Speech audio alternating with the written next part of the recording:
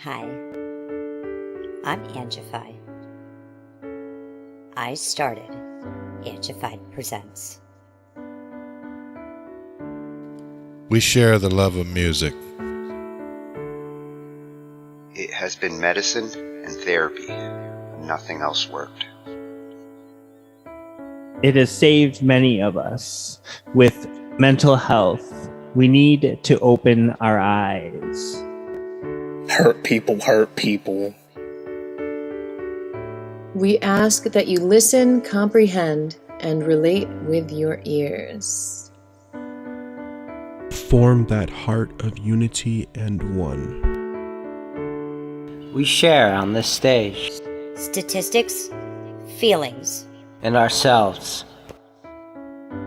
we stand with the belief to be you, to be heard, and to be original.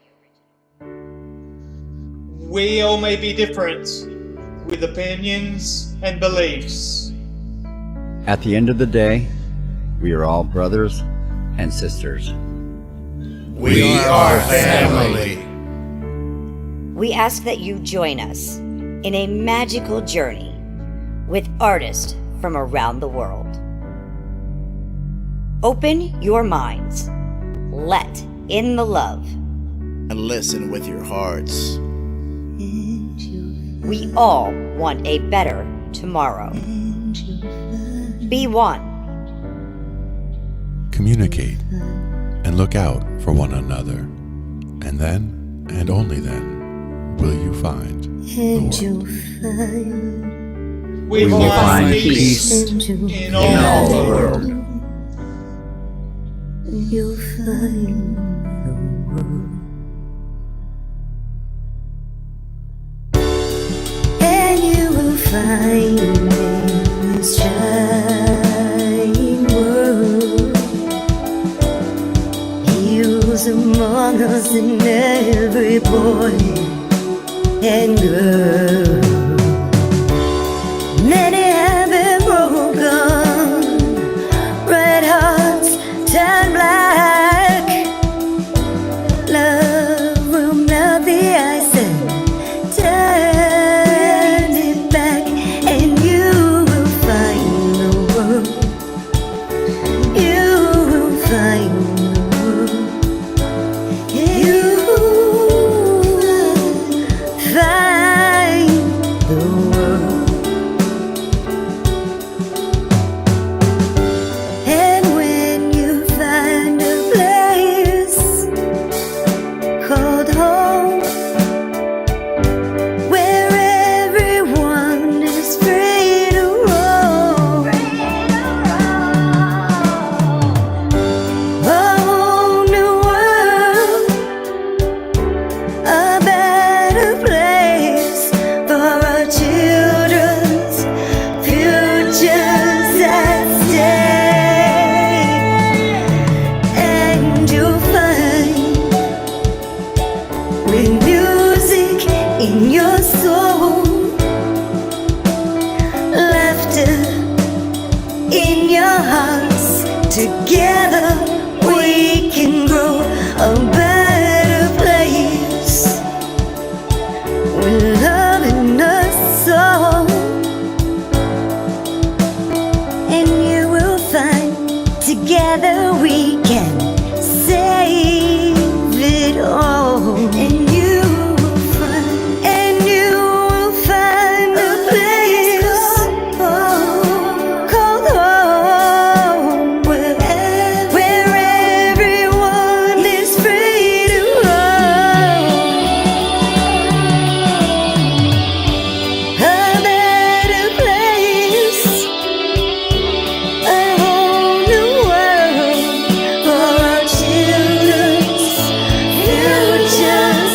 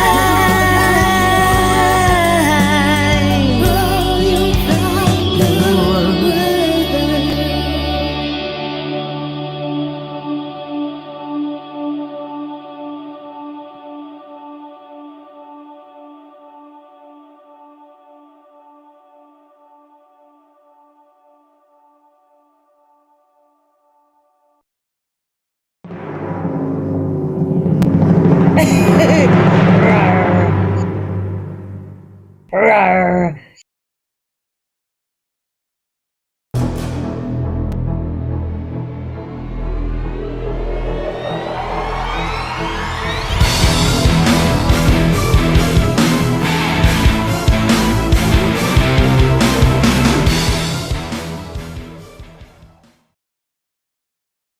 cover digital audio workstations and music tools. We explore theory, gear, and 82. How to arrange, compose, and the art of arranging. Taking a look at AI and how the times have changed. On a PC or a Mac and even with a mobile device, we'll be talking about it all every Thursday night. From software to plugins and synths that entice. Dive deep into tech and let creativity take flight. Talkin IT. We're talking IT. Come and join in and have some fun. It's highly educational with a lot to learn. From bedroom producers to seasoned pros, we're breaking it down so knowledge grows. Whether you're a DJ or a beat making wizard, we got the tips and tricks to make your sound sizzle. Mixing and mastering, that's our jam. With the tutorials and tips on how much RAM. Get the best quality from your setup and gear. Tune in every week and lend us your ear. We're talking IT. Come and join in and have some fun. It's highly educational with a lot to learn. We're talking IT. We're talking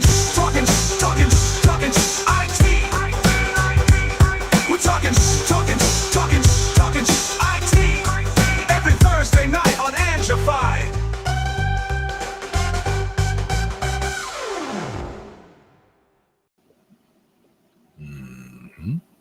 Yes, indeed. Once again, on a Thursday. Yeah, I got to get that shh motion that Ange got. Got to be ready for it. Yeah, she got it down. She does. Well practiced. So how's everything going today?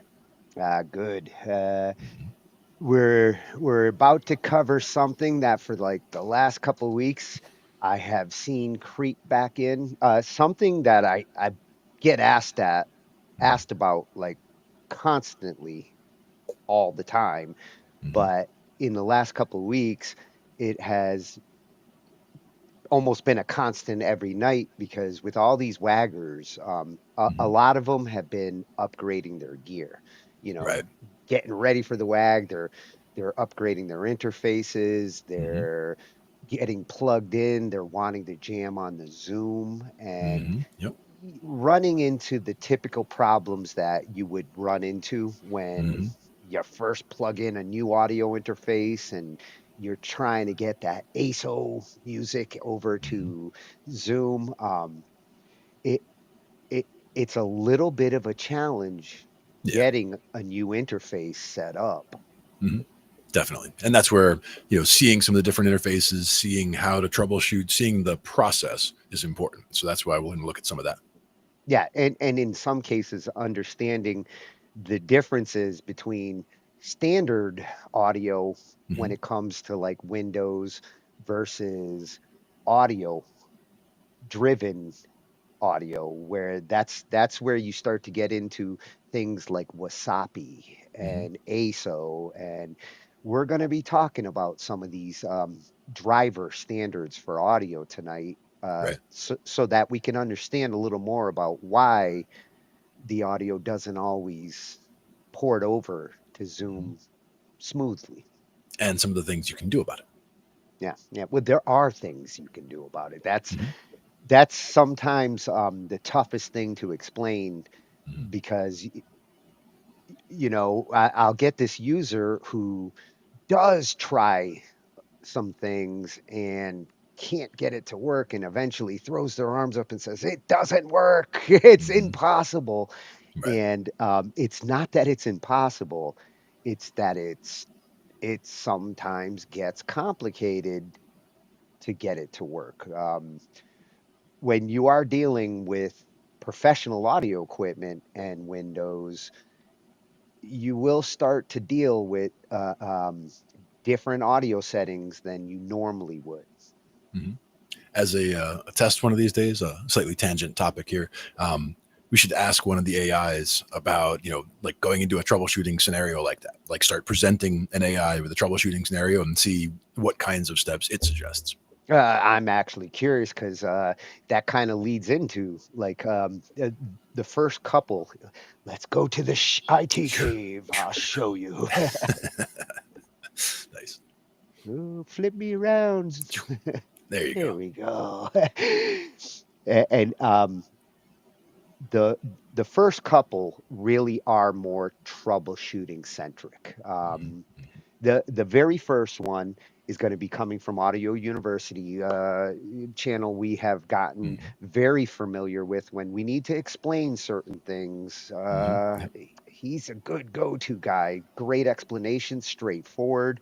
And to start, we're just going to take a quick look at audio interface setup for beginners. Like, and I like his because he's using a Focusrite and a very common one, Right. something that a lot of these guys that have been upgrading are also using.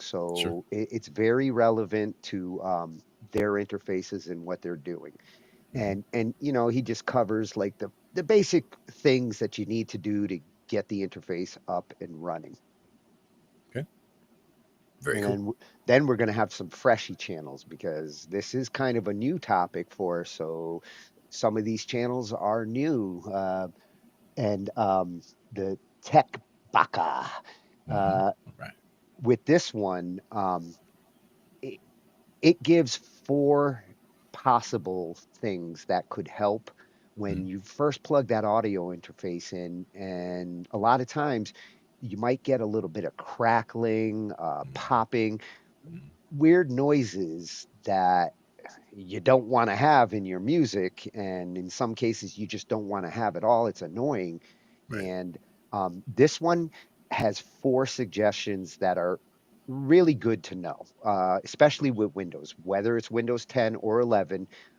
There's slight differences with the sound settings in Windows 11, but for the most part, everything they talk about here is relevant to both. Nice. And I brought this one in because sound speeds, he takes a different approach to troubleshooting this kind of problem, one that actually I would do. Like, when you're troubleshooting and you, the best way to troubleshoot is to isolate. Isolate Yep. as much as you can to narrow in on where potential problems are happening. Isolate and simplify. Yep. Yes, and I liked his suggestion, so I wanted it included as a complement to those four suggestions because this would probably be the approach I would take if I was dealing with that situation where in his case, he's moving from one machine to another. He's Right. taking all his audio hardware and porting it over to the new machine. So he already knows like the hardware works, and he's already had it set up in one. Right. And when he moves it to the new one, runs into this problem and takes a very creative approach to isolating where the problem is. Nice. And then after we kind of sort out the troubleshooting and how to deal with those clicks and pops and get everything smoothed out, uh, we need to talk about ASO. That is the one where when I've got these new musicians who are just getting audio gear for the first time and getting it set up in their DAWs, on the Windows side, if you don't understand what ASO is, and you're trying to make music with your computer, you're missing a key ingredient in setting up your audio. Understanding the importance for sure. The understanding of, the difference between the modes and when you need to use each for sure. Yeah, yeah, and that one's going to be coming from Zane over at Audio Tech TV, another one that become a go-to for me when I need to explain these complicated things in the Yeah. easiest way. Absolutely. And then once we do understand ASO, the big problem that we've been tackling the last couple of weeks with all these WAG musicians who want to get their instruments into the Zoom from their DAWs, which are in ASIO mode, routing ASIO to get it to work in something else. Because the one thing you're going to learn with ASIO is it's exclusive. When your DAW is in ASIO mode, that sound card can't be shared with other programs. So in order to get that audio out of that DAW into other programs, we need to learn about some of these options. And um, I'm familiar with all of these. I've tried actually a couple of them in other variations, but here they're going to talk about ASO for all, one of the most common ones, but also one of the biggest culprits of problems, especially with setup. Um, ASO Pro Link, that's a new one for me. So I'm curious to see how that and ASO for all compare with each other. And the last one is BB Audio Matrix. Right. And the VB cables, we are familiar with that. We Right. actually Right. covered that on another night. Um, uh, Looks like they now have this new program tied to the VB cables called Audio Matrix. So haven't gotten to check that out yet. So that's a nice way to see where VB cables is going because that's one of the better choices. For sure. Yeah, and Eric Taylor is going to be giving us that one freshy. Nice. And to just kind of piggyback off of those choices, one that you turned me on to, and I'm glad you did because um, it's actually useful even if you don't need to do fancy routing.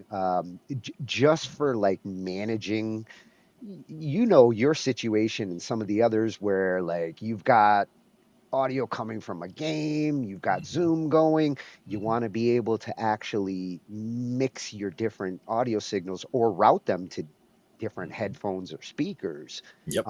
And Trumpet Ear is trumpet. Yep. ear trumpet is one of these hidden gems on the Windows side. Microsoft actually makes it, but yet they don't include it out of the box with Windows, and they really should because their mixer is extremely limited. Yeah. This And ear trumpet is very, very straightforward. Yeah. Yeah, this is the mixer that they should have had in Windows all along. Yeah. Agreed. And And I was that's saying when before even that it seems like Windows has gotten better over time with how it deals with the audio routing, but still it's still clunky and it's still a source of issues. and ironically, with Windows 11, it's actually getting more confusing because there's a Windows API now in Windows 11 that deals with the sound differently than it did with 10. So when it comes to grabbing audio from applications and controlling them, 11 does it a little differently than 10. Right. That one's going to be coming from Tech Tutor Plus, Nice. and the last one is kind of just a nice feature after we've learned all of this. Um, White Sea Studios. I've actually been to this channel with my regular YouTube and visit him for a couple of different videos, but it's his debut on Talkin Shhh I.T. Nice. And I think this is a nice complement to all of it. Uh, it, he's going to talk about the DAW and the idea that like DAWs can sound different, Right. even if doing the same thing using the same tracks.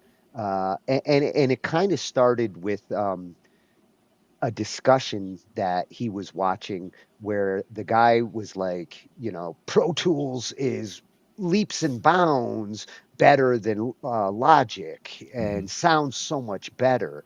Right. And it got him thinking, like it would me, like, what do you Does it? mean? Pro Tools sounds better than Logic. If I'm playing the same things on Yep. both, they should not sound any different. Right. What makes a DAW sound different is the user. And he goes in it with the same curiosity I have. Mm-hmm. Like, is there really a difference? And Mm-hmm. he's going to test it to see if different DAWs actually do sound different with apples and apples. And for me, that's the question: is if it's apples and apples, but if you do the difference of, you're using each DAW's built-in channel strip, for example. So, the reverb you're using and different aspects of the sound, the EQ, you might not be using the exact same VST in each DAW, but you're using the built-in what they have and seeing how the differences are there, or the built-in mastering, things like that, like using some aspects of the DAW to see how they affect the overall output sound. Yeah, what I'm curious is at its simplest in his test, Mm-hmm. if we're talking stems Mm-hmm. and Yep. no effects being done on either side of the DAWs, these are Right. just raw stems, there should be no difference Mm-hmm. there. Once Mm-hmm. you start implementing mixing where you're utilizing different plugins because different DAWs might have different EQs and approaches, Sure. there's a potential for some differences. But if you were to use the same plugins, Mm-hmm. same settings on both, Right. it, is there and should there be a difference? Right. And that's, again, the question to me also comes down to, are both DAWs set to the exact same output settings? Because there's, differing configurations of what you're going to get in an output file from somewhere. Yeah. And we are like scientists. We like control subjects Mm-hmm. Yes. and things to actually be apples and apples. That's No right. offense, Windows. And starting simple, starting at the simplest test and then building the test from there and saying, okay, like we saw that this is the same, so now let's build up from there to one level and see, what's next. Yeah. So he's going to be doing that kind of testing, which I feel is a nice complement to the troubleshooting tests that we're going to talk about in the beginning here. Very good. But before we get into troubleshooting, we got to plug our gear in and we have to get it working and make sure that it's functioning in the operating system. And uh, a lot of this is going to be more for the Windows users, not because, well, more people are on it, but a lot of these things, setup and troubleshooting that we're going to be talking about in these first few videos, they're not an issue on the Mac side. Right. And I know I'm always like, I'm a Windows guy, but we've had this discussion on multiple nights. Mac does have an advantage in the audio world because they don't deal with ASIO. They don't deal with um, device configurations in the same way. And like Mac users who are happy say, it just works. Yeah. And that's the aspect that you mentioned at one point, going on stage with a keyboard and a laptop. And in that situation, like, I think also, even with me being a PC guy like you are, I think I would still take a Mac and at that time, because I don't want to troubleshoot a PC on stage. Yep. for any reason. If I did have to bring a laptop on stage, I would totally like spend the extra money and go with a Mac for that. Yeah, exactly. I'm with you there. Yeah, like we talked about that once before, and I was like, well, I don't know. And the whole, seeing other people who've done it before, like most of the people that I see come on stage with a keyboard and a laptop, they do have, it's a little, MacBook Air on a little, little platform off to the side. It's out of the way. It's never a problem. It's just, it works, like you said. Yeah, as long as it's charged and or plugged in, you're good. And the Airs, like when you get these nice super thin, I mean, they are great, like for just mobile, out of the way and ready to go. Yeah. The only thing with the Airs, it's a little flimsy. Being on the stage, I'd be scared that like I'm gonna break that thing. I'd be scared about like tucking it in the laptop or in the case with the keyboard. Like I wouldn't do that. Like I would want to keep it separate and keep it protected and all that. But knowing how to take care of a laptop is no problem. And knowing that the Macs, at least, they seem to have a very sleek style where it's not a lot of, there's no clunky parts hanging off and things. It's very streamlined. It's very, slides into the case and you're done, and, slides out, you're good. Yeah. Anyway, the main idea is that it's very reliable, and, you take it out and it just works. And that seems to be the selling point. I haven't, not like I've seen a lot of PC crashes on stage, but I really wouldn't want to take that chance personally. Well, you don't see a lot of PCs on stage. That's probably why. Yeah, exactly. Yeah. So we're going to go visit Audio University at Audio University on YouTube. Fantastic channel. Descriptions, instructions, and explanations more than anything else on everything to do with audio. I mean, I've gone to him to have cables explained. In this case, like, setting up the interface. And he probably does cover like the different modes with SAPI. So I'm sure that's right in his ballpark too. Wasabi. Don't be an ASO. Can't help it. Yeah. So he's going to show us audio interface setup for beginners, a four-step process, things that you should do when you get a new interface. And even though he's going to be using a Focusrite, this applies to any standard like USB audio interface. And as you mentioned, Focusrite is one of the ones that we see very commonly with the people that we work with. Yeah, it is the most common one. It's the one I tend to recommend, especially to singers. It's good for guitars too, especially when you get the like 2 or the 4s, because the preamps work just as nice with the guitars as they do with the vocals. And with these new 4th gens, they really have gotten it down. The real question comes down to me would be, are you jamming with people in the space that you're going to be putting this thing or not? Like if it's going to be just you, the 2 is perfect because you get the vocal and you get an instrument and then you're fine. You're not going to be doing more than that yourself. If you're going to have people over and you want to do a whole jam session, now you're getting into something a little bit more complicated when you get to the wiring of all that. So yeah, and in those cases, I wouldn't likely recommend an audio interface. I'd recommend a USB mixer. Right. It's a lot more flexible for that situation. So it comes down to the use case for it. Like this is more, you're going to be in your room by yourself with, vocal and an instrument at most, that kind of thing. Yep. So let's get this audio interface plugged in and going. Sure. No matter which audio interface you're using, there are 4 basic steps you'll need to take in order to set it up.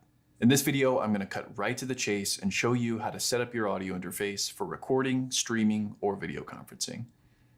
The first step is to connect your audio interface to your computer. This will usually be done with either a USB or a Thunderbolt cable. Before going any further, it's a good idea to test the connection. To test your interface with a Windows PC, click the speaker icon in the bottom right-hand corner of your screen and select your interface as the output device. To test the connection on a Mac, go to System Preferences, click Sound, and select your interface as the output device. If you don't see your interface listed, search Google for any drivers needed for your interface. This can be easily done by typing the name of your interface followed by drivers in the search bar. After installing the necessary drivers, you should see your interface in the list in the audio options. In order to hear sound, you're going to need either a pair of speakers or a pair of headphones. Setting up headphones is easy. Most interfaces have a 1/4-inch TRS headphone jack for headphones. If you're using headphones with a 3.5mm or 1/8-inch plug, you can use one of these adapters, which I'll provide a link to in the description of the video. Most audio interfaces have left and right 1/4-inch TRS or XLR outputs for connecting to studio monitors. You'll need to connect the left output to the left speaker and the right output to the right speaker. 1/4-inch TRS and XLR are essentially the same thing, just a different shape. So if your interface and studio monitors both have 1/4-inch TRS connectors, great. You can use a 1/4-inch TRS cable to connect them. If you need an adapter from XLR to 1/4-inch TRS or the other way around, you can find a link to that adapter in the description below. It's okay to connect your interface to your speakers with a 1/4-inch TS instrument cable if that's all you've got. But it will be an unbalanced connection, which might lead to some unwanted noise. Don't worry too much because it's not a big problem at short distances. Now let's connect a microphone to the audio interface. You'll need to use one of the mic level inputs on your interface. Line level or instrument level inputs won't work. Usually XLR and combo inputs like these are mic level inputs, while quarter-inch inputs like these are line level inputs that can't amplify microphone signals. You're probably using either a dynamic microphone that doesn't require an external power supply or a condenser microphone which does require one. If you're using a condenser mic, you'll want to turn on phantom power by pressing the +48 button on your interface. This will supply 48 volts of direct current to the microphone. This is the preamp knob, and it controls the input level of the signal. You can get a rough level using the meters on your audio interface. Just aim for a healthy level without causing the input meter to turn red. If your audio interface doesn't have meters, I'll show you a better method for this later on in the video. Now, let's configure your recording, streaming, or video conferencing software to use your audio interface as the audio input and output device. Feel free to use the shortcuts I've provided in the description below to skip to the correct section, depending on which kind of software you're using. If you're using a DAW recording software like Audacity, Reaper, FL Studio, or Pro Tools, the steps will be pretty much the same. In Reaper, click Options and then Preferences. Then go to the Device tab under Audio and select your interface as the input and output device. The next step will be to create a new track. You need to set the input of the new track to one of the physical inputs on your interface. I'm going to choose input 1. In most DAWs, when the track is armed to record, you'll see input levels from the microphone. Adjust the preamp knob on your interface until the peaks of the signal are at about -18 to -12 dB full scale on the meter within your software. The last thing you want to do is allow the signal to reach 0 dB full scale because you'll start to hear the sound of clipping. Now you're ready to record. If you're using your interface for a video call in Microsoft Teams or Zoom, you'll need to set up the software so that it uses the microphone and speakers connected to your interface rather than the speaker and microphone built into your computer. This is very simple in most software. In Microsoft Teams, I'll click the 3 dots next to my name in the top right corner and click Settings. Then I'll go to Devices, and at the top I see a section for audio devices. For speaker, I'll select my interface, and for microphone, I'll select my interface. In Zoom, the process is very similar. In the top right-hand corner, there's a gear icon to access settings. It'll open a new window. I'll click the Audio tab, and at the top I can select my interface as the system speaker, and just below that I can select my interface as the system microphone. I can even see levels here as I speak into the microphone. The process for setting up your audio interface for streaming varies a little bit depending on the software you're using. Setting up your YouTube, Facebook, or Twitch stream is very similar to setting up a video conferencing app. I get the option to change my camera and audio settings just before going live. On the other hand, setting up a streaming software like OBS is more similar to setting up a DAW. Click the plus button under Sources and select Audio Input Capture. Then select your interface in the pop-up window.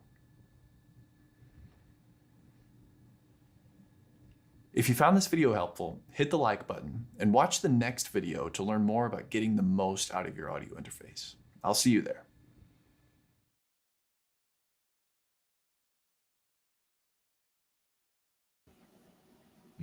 I find it very helpful. Oh yeah, always helpful. And especially, the diagrams showing, which things you plug in where, showing the levels, showing the meter flashing green before going red, all of that. All of that's very helpful, especially if people have not used the interfaces before, because too many times they get that to red, and it stays red because that's what they think they should be doing.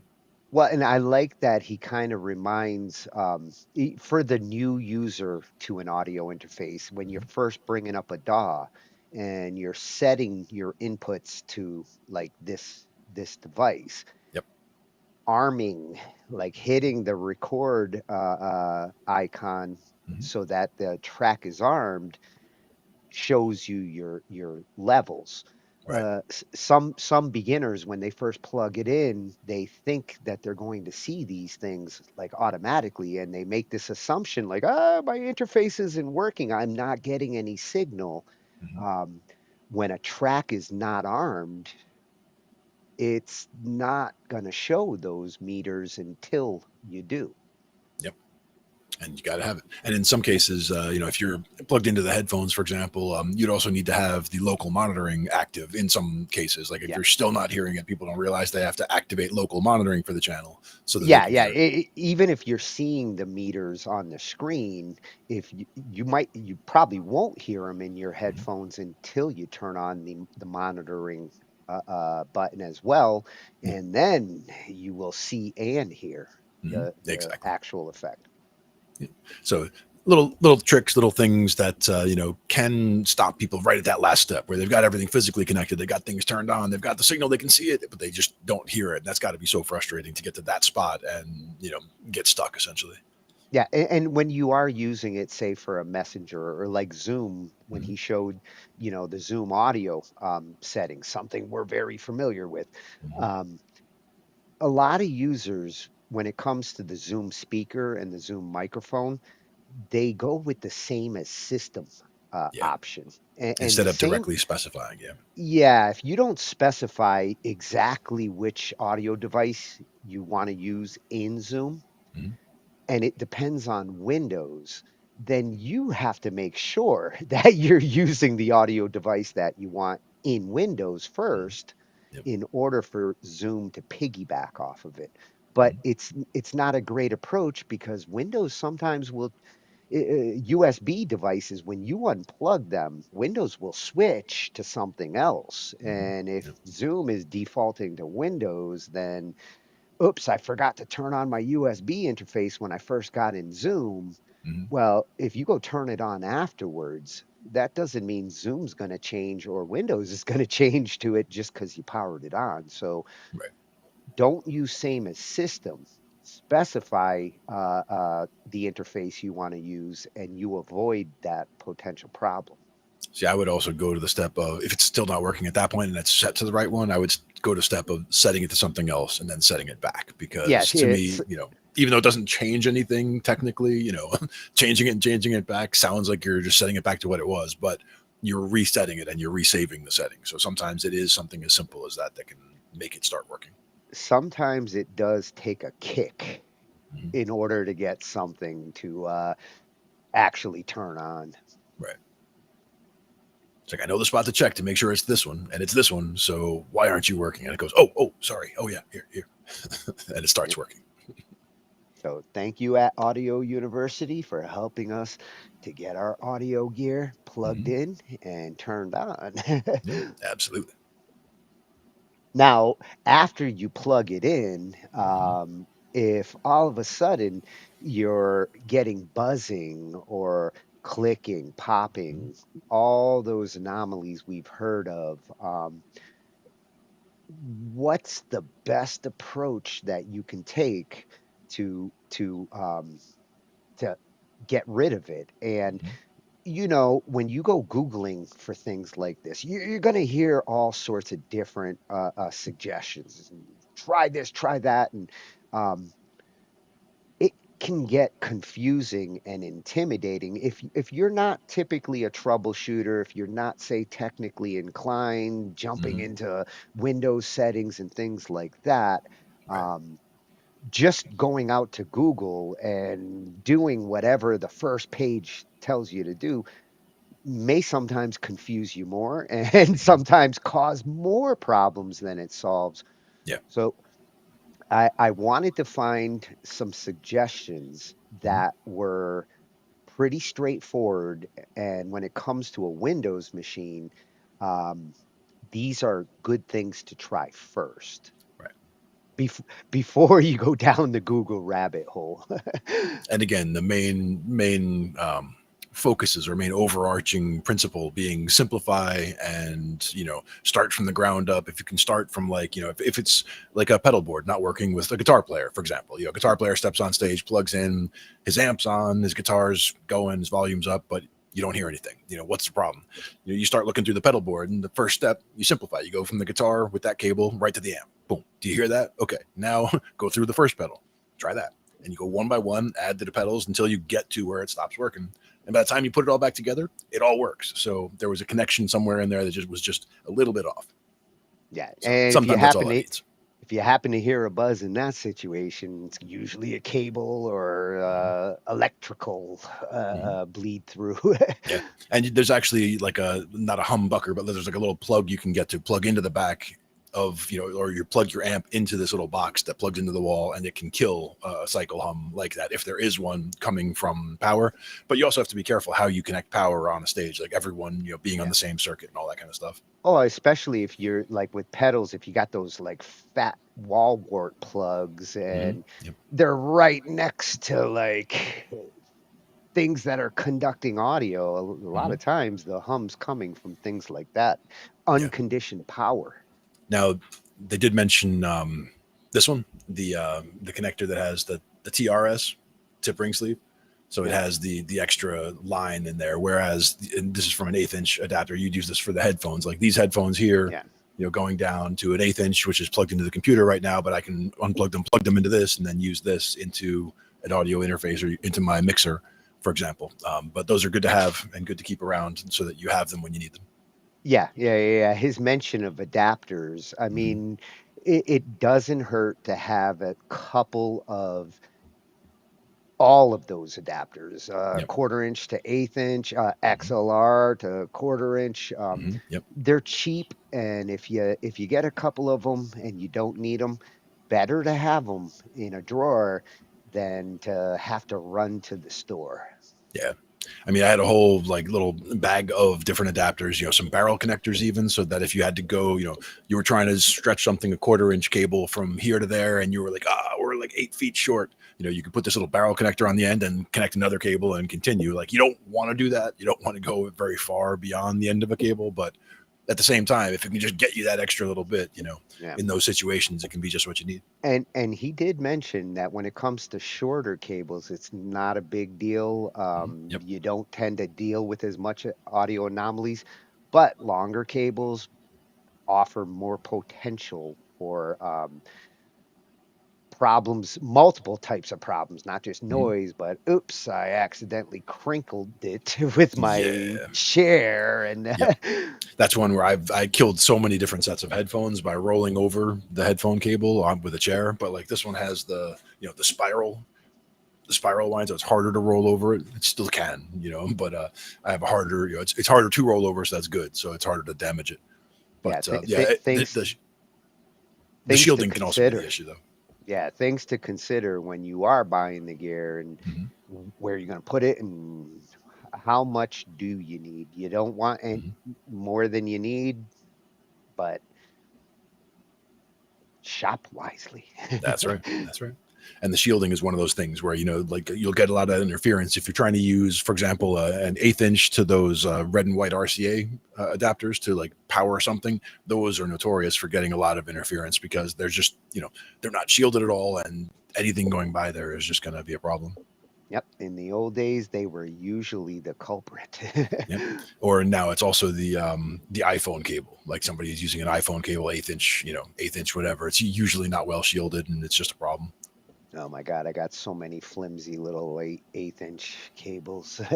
Yep. That came with everything. Yay, they're free. They're free and they suck. Yeah. That's why they're free. So to deal with these sound anomalies, when we do plug an interface in, I went to Tech Bakhal for these 4 tips. They are straightforward. Try these things first before you go tearing everything apart and reinstalling Windows in some cases. Getting drastic. Yeah. So this one's coming from at Tech Bakhal, freshie for us, and to fix the buzzing sound in any laptop, Windows 11 or 10. Now, this isn't just a laptop problem. I've seen the same issues on desktops too, especially depending where they're located around the desk and things like that. But it is very common on the laptop side. So I think that's why he kind of like focused more on that side. You hear about it all the time. For sure. It's important stuff. Let's see what that first solution is, because that's usually the one that might fix it. Nice. Let's try. Hey, laptop users! Tired of that annoying buzzing sound on your Windows 11 device? We've got the fix! Stick around as we dive into quick solutions to silence the buzz. Search for Control Panel in your Windows search bar.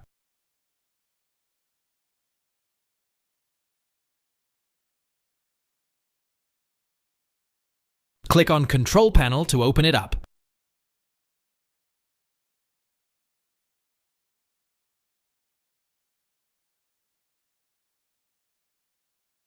Navigate to Hardware and Sound, and click on it.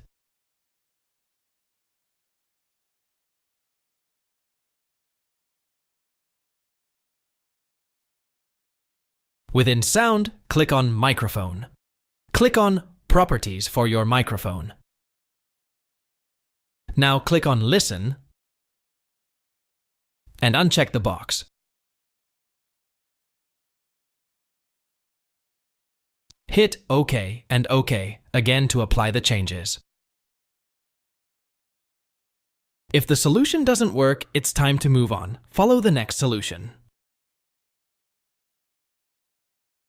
Search for Control Panel in your Windows search bar. Click on Control Panel to open it up.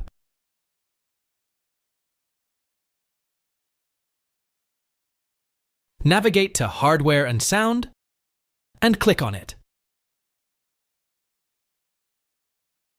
Repeat the process for your speakers in the sound settings. Click on Properties,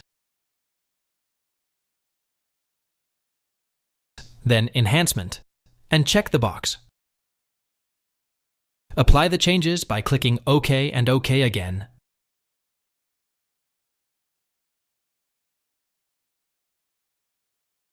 If the solution doesn't work, it's time to move on. Follow the next solution.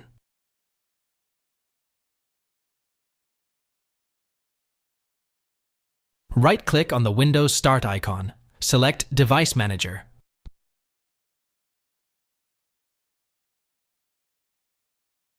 Double-click on Sound, Video, and Game Controllers. Right-click on your sound driver and choose Update Driver. Opt for Search Automatically for Drivers and click Close. Right-click on your sound driver and choose Update Driver. Opt for Browse My Computer for drivers. Let me pick from a list. Select the appropriate driver, click Next, and then Yes.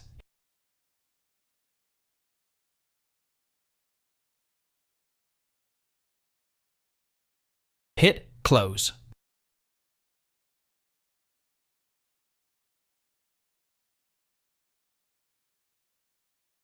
If the solution doesn't work, it's time to move on. Follow the next solution.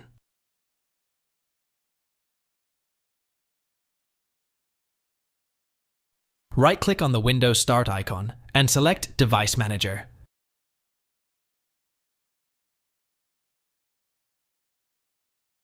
Double-click on Sound, Video, and Game Controllers. Right-click on your sound driver and choose Uninstall Device. Confirm the uninstallation by clicking Uninstall.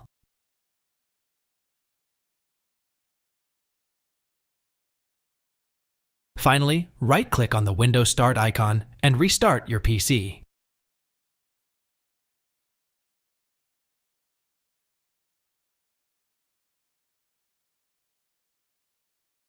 Thanks for watching. Hope the tutorial helped you, so subscribe and like, please.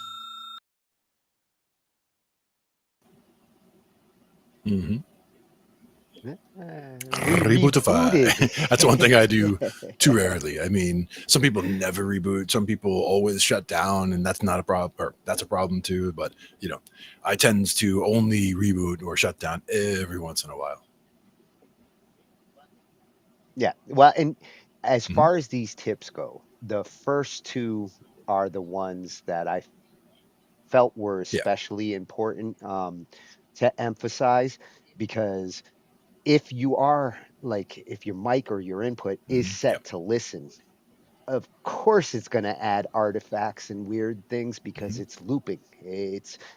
You're technically monitoring something that you should You're already feeding be room noise in. hearing. Yeah. Yeah, and the second option when it comes to the enhanced effects, that especially with Windows 11 now, and these new Realtek, if you are using your built-in audio cards and not necessarily like a Focusrite or a USB interface, some people like those enhanced effects. You know, they're watching a movie on their laptop or something and they appreciate all of that. But if you're using that as a music machine, Yeah. turn them all off. None of them are going to help you to make music, and they're going to give you False false references. That's the important references thing. to Yeah. things that aren't going to be Yeah. part of your sound. They just happen to sound that way And then on you that hear it coming through another machine. speaker somewhere, and you're like, it didn't sound like that when I mixed it. I mean, there can be a drastic difference on different sets of speakers as well, the way you mix things. But yeah, that's a whole nother topic. Yeah. One thing to extend off of those tips, if you do have, like, if you are using the built-in sound card or one of the, the Realtek drivers, Yep. especially, um, they tend to come with their own management Right. software as well. And if you do see something in your system tray that hints towards something else is also managing the audio and possibly adding enhanced effects or control, you also want to go check there and make sure that, like, something isn't turned on that could be causing these Yeah, buzzes the buzzing and at one point, noise. like if you ever were in, a Zoom, for, like you were talking about before, a Zoom or some kind of a conference call, and your mic sounded too low because it's using the laptop mic from the screen in front of you, and you're sitting back here, so people can't hear you. So they walk you through turning something up, and one of the things you would turn up is they would walk you through going into the enhancements and enhancing the audio on the microphone. But then if you try to do audio stuff, for recording, like you said, all of a sudden you're getting a buzz because you have that so boosted that it's very delicate or getting way too much, room noise along with it. Yeah. With the headset mics and sometimes the laptop ones, Windows by default ends up putting a boost in the microphone. If you go look at those sound settings and you go to the microphone, sometimes you'll find that it's boosting it 10%, 20%, 30%. It actually has a little slider. And if it defaults and jacks your mic up, then you might be too much. And you really need to test it to see where the Yeah. sweet And spot each is app there. can have, has its own settings or its own defaults where, most of the time I'm talking through this mic. So anytime I'm doing anything on my computer, it should be this mic. If I'm recording something, it would be coming through this mic. But I go into Discord and all of a sudden it grabbed my webcam mic. So like I was sitting over there and the webcam's, 10 feet away and pointing a different direction. And I'm having a conversation and people are like, you sound far away. And it's like, wait, and then go look at the settings. And it's like, yeah, well, that makes sense because that is far away. We have a whole episode from one night where Restream changed my mic to the Nice. laptop mic. I'm watching the whole episode. I'm like, damn, I'm quiet as hell. That's not what my headset And at one sounds point you like. probably you turn your head and it gets really loud and you're like, wait a minute, what just happened? And you're like, oh, it's that mic. Yeah, well, I didn't know Right. during the episode because I Yeah. don't hear myself, and it wasn't until after when I checked it, and I'm like, son of a bitch, I am set to the Yep. wrong Yep. mic. But that's where you realize though. Yeah. So those were some good starter tips for, if you do have this experience, especially on the laptop side, it's much more common. Um, these are the initial things to try. The uninstalling the driver and or checking to see if it's up to date, and if that doesn't work, uninstalling it and forcing Windows to just kind of flush it. It could help. It's not as Mm-hmm. likely that it will, because Microsoft will put what it thinks is the most updated driver when it comes to these built-in sound Yeah. cards and things like that. But if you are dealing with a Focusrite or an audio interface, the first video when it came to setting up, go to the manufacturer's website, go to your model page, look to see what the updated driver is, and if there's any control or command software. In the case of Focusrite, there is. They put the latest version along with their control center in the same piece of software. Get that, because chances are you're not getting the full functionality of your device till you get that control center Exactly. software installed. Yeah, and it's good to use that. You might have the latest driver, but you can't Yeah, use it exactly. yet. And I also would do the uninstall That- as kind of a last resort, but I do get that if you're already at that step, if you've already done each of those other steps, you have already exhausted what would normally fix most of the things. And some of the things like, if there was a bad spot on a hard drive, these are things that used to happen more in the past, but a bad spot on the hard drive causes a problem in the file, in that actual driver file, so that it's reading the driver, but while it was in memory, there was a problem with the hard drive. You could see that kind of thing happening in the old days. So I could see that needing to flush and reinstall the driver fresh, and then it gets to a good spot and it's fine. But that shouldn't happen this time. Well, yeah, and that whole like uninstall and force it to reinstall is kind of like flipping the input source just to kick it. Like, sometimes a kick, and it is a full restart in there, so you are completely cycling the machine and everything else. So there's everything is getting reset. So if there was something that just wasn't letting go of whatever, this is kind of getting around that. Yeah. Now, that was at Tech Backal, Freshie channel for us. If none of that works, and you're still dealing with this issue, I included this one because it's a different approach to troubleshooting, and it's much more in the vein of like how I like to troubleshoot. You know, Eliminate anything that I can and narrow in on what I have to. That way we can really get to the real problem without causing other problems sometimes, just to find the culprit. And another Freshie channel for us, it's at Sound Speeds. Sound advice from a pro sound guy. All right. Sound That's guys the kind of channel I like. Good stuff. And for this one, he ran into this problem, and Windows 10 in his case here, crackling and popping audio. That's what I hear the biggest complaint of, more than the buzzing. The solutions we looked at in the last one tend to be more to deal with the buzzing problem. But when you get crackling and popping, especially in your audio software and things like that, it may not be as simple as turning off enhanced features or turning off the monitoring on the speaker.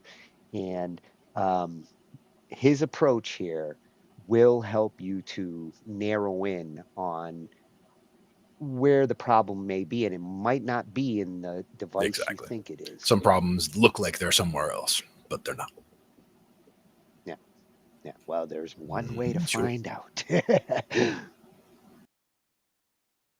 Sound speeds. And since you clicked on this video, I'm assuming that you're in the same boat as I was until a few days ago, and I figured out an easy trick inside of Windows 10 that allowed me to completely eliminate the popping and crinkling audio that I was experiencing inside of my brand new editing PC. Let's waste no time and get right into it, but first it has to be said, yes, all the equipment that I'm using is fully functional. It works. I literally unplugged the USB cable out of the old computer and plugged it into the new one. But just to cover all of my bases, I did try 4 different USB cables. And yes, I did try every USB port on the new computer, all 13 of them. Same thing. I installed all the proper drivers and Windows is fully updated with no conflicts, so I went online to see what fixes I could find, and I found the same list over and over again. Update the drivers on your audio device? Nothing to see here. Check your minimum processor state. It's maxed out on a badass PC. Spatial sound is off. Turn off enhancements? What enhancements? Change your audio format to 16-bit 44.1K. You gotta be kidding me. In short, I tried everything that I found in every article and video online that made sense, including installing multiple third-party latency monitoring software, which revealed that I should have no issues. So what finally worked?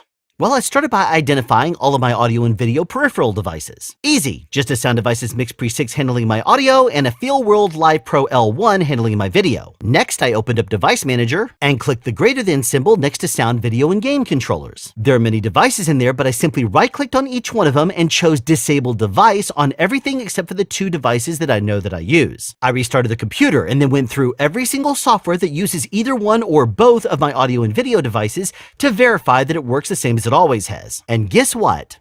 No popping and crinkling audio. If any program on my computer no longer worked with my audio or video device, then I would have simply verified the settings were correct, and if they were, re-enabled each device one at a time to see at what point the program would start working again. If it still didn't work after going through all of them, then I might have to enable 2 devices and see if I can make it work. And then if I went through all combinations of that and it still didn't work, then maybe 3, and then maybe 4, then after that, then maybe you're just doomed and you have to have everything on and deal with popping and crinkling audio. Hopefully that's not the case though. But disabling all but those 2 devices worked for me, which is why I made this video. So hopefully this trick worked for you like it did me, and I would love to hear your thoughts and experiences down in the comments. Thank you for tuning into this episode of SoundSpeeds. Be sure to tune in the future for more tips and tricks that will help keep you sane despite Microsoft's best attempt to make it crazy, and as always, sound advice. Have a question you'd like answered or want to add something? Be sure to write it in the comment section down below. You can also make a suggestion for future topics of discussion. Again, comment section down below, or you can email me at soundspeeds@yahoo.com. Be sure to subscribe and turn on notifications so you won't miss out on future sound advice. Sound advice. Oh, I'm going to be loving that channel. Did I tell you, when it comes to troubleshooting, this is the kind of guy I would like to be working on machines with. Get to the crux of the problem. I mean, granted, testing the 13 USB ports, he Go did, the extra mile. Yeah. he did. Yeah. He did a little bit of, trial and error there just to make sure it wasn't something For me, like that. front ports And versus back ports, USB 2 versus USB 3, like, checking things like that, but not every single one. But that's just, and usually if it's going to be something like a USB port, it's more likely on an old machine where a USB port wears out. Whereas you've got a brand new machine. I'm hoping that all my USB ports work on a new machine, but it's not a bad idea to actually give them the test to make sure that you didn't get one of those boxes that got off the assembly line before it was I fully mean, some baked. of the tower cases have USB ports on the top and the back and the front, and it's like, those all have connections to the motherboard, different, in some way, but were they all connected is the question. What, and that's a good point. Like if you're plugging in something like an audio device, I'd be testing the back ones, the ones directly on the motherboard, before I'd be trying to get them to work with the front ports, because those do have to go through cables to the motherboard, and it should make no difference. There is no potential for problems. It should make no difference, but I'm with you. I also would use those because, speed wise, it should make no difference, but problematic. You're trying to eliminate that internal cable going from there to the ports, in the front. Exactly. So one less thing, in the mix. But it's good to test on both, because if it doesn't work down there and it does work up here, then it could be, the motherboard, ports are disabled or whatever, that kind of thing.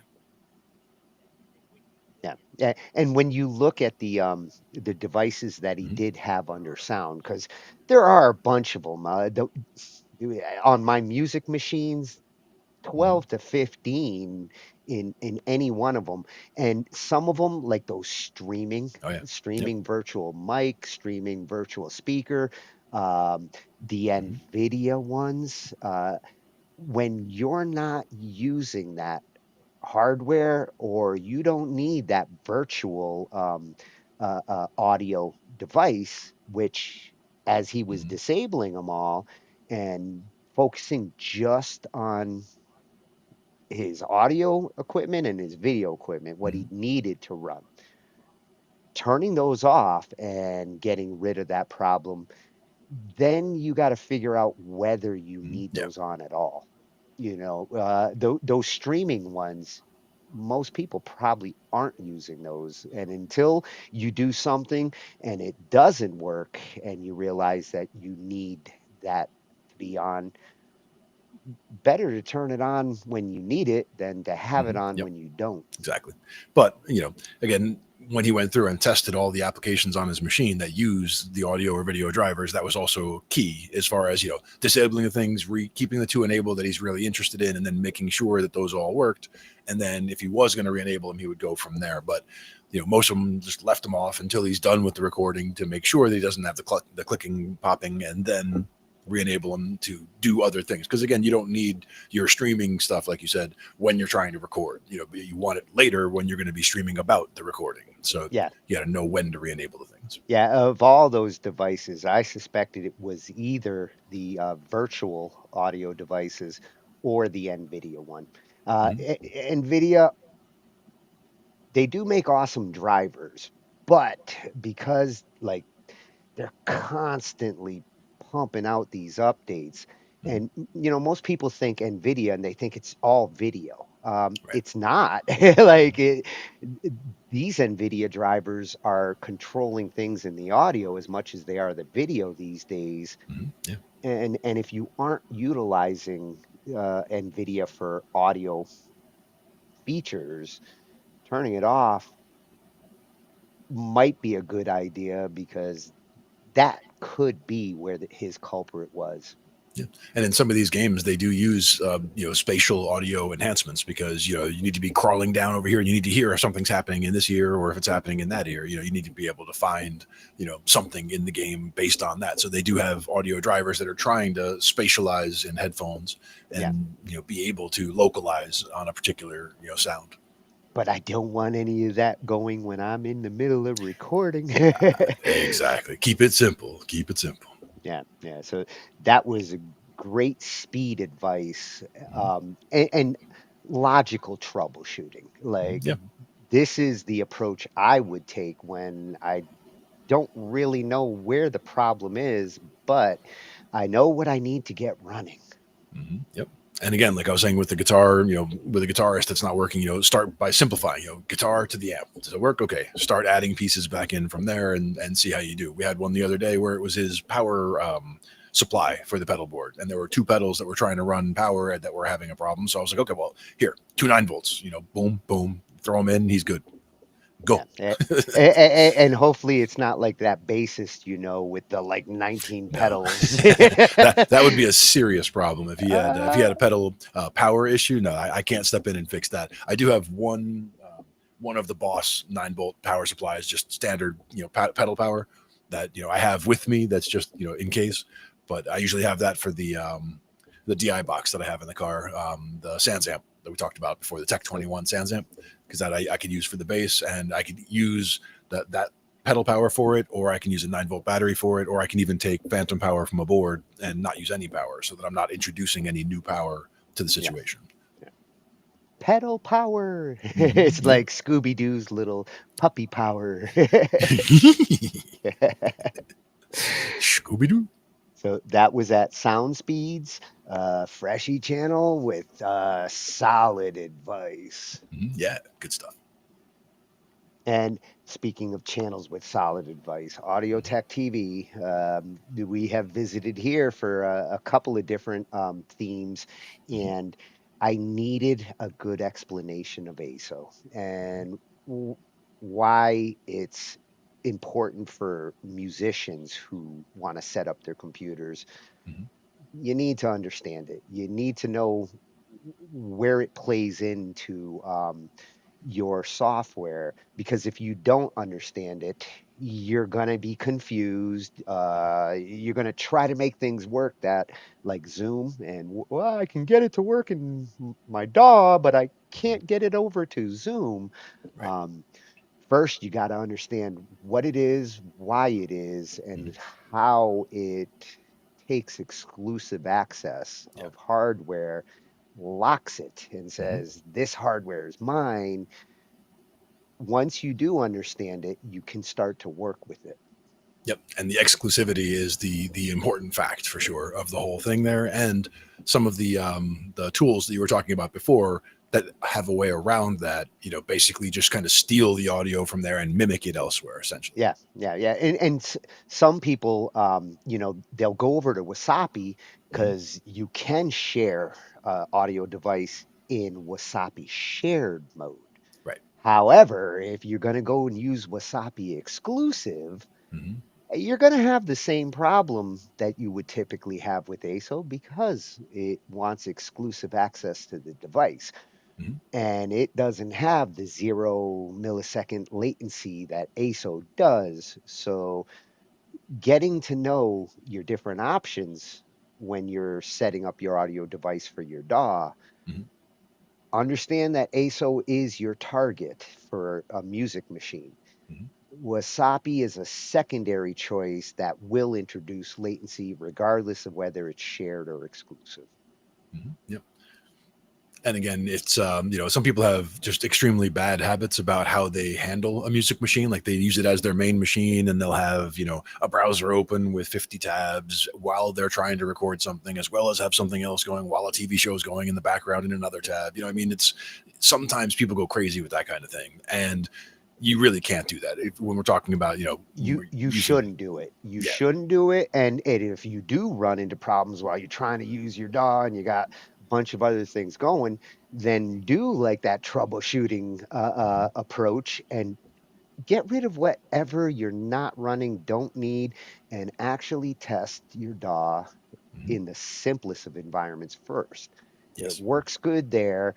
Then you can start pushing your machine to see how much does it take before it falls apart.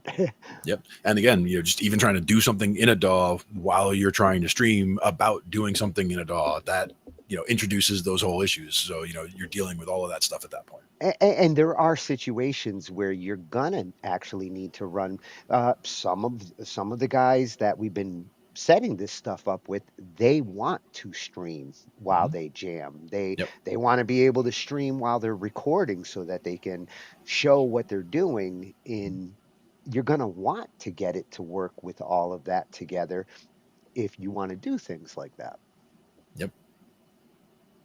So at Audio Tech TV is going to give us a nice quick explainer on what is ASIO and do I need it? Nice. And no matter what he says, the answer is yes. You do. That is the conclusion. No spoilers, though. Small spoiler. ASIO, audio stream input/output. So that's what it stands for, but what does it do and should you get it? Well, that all depends. And in this video, I'm going to look at reasons why you might want to get it, reasons why you might not want to get it. And if your audio interface doesn't have its own ASIO driver, I'll tell you how you can get one for it. Now, first, let's look at a reason why you might not want to get ASIO on your system.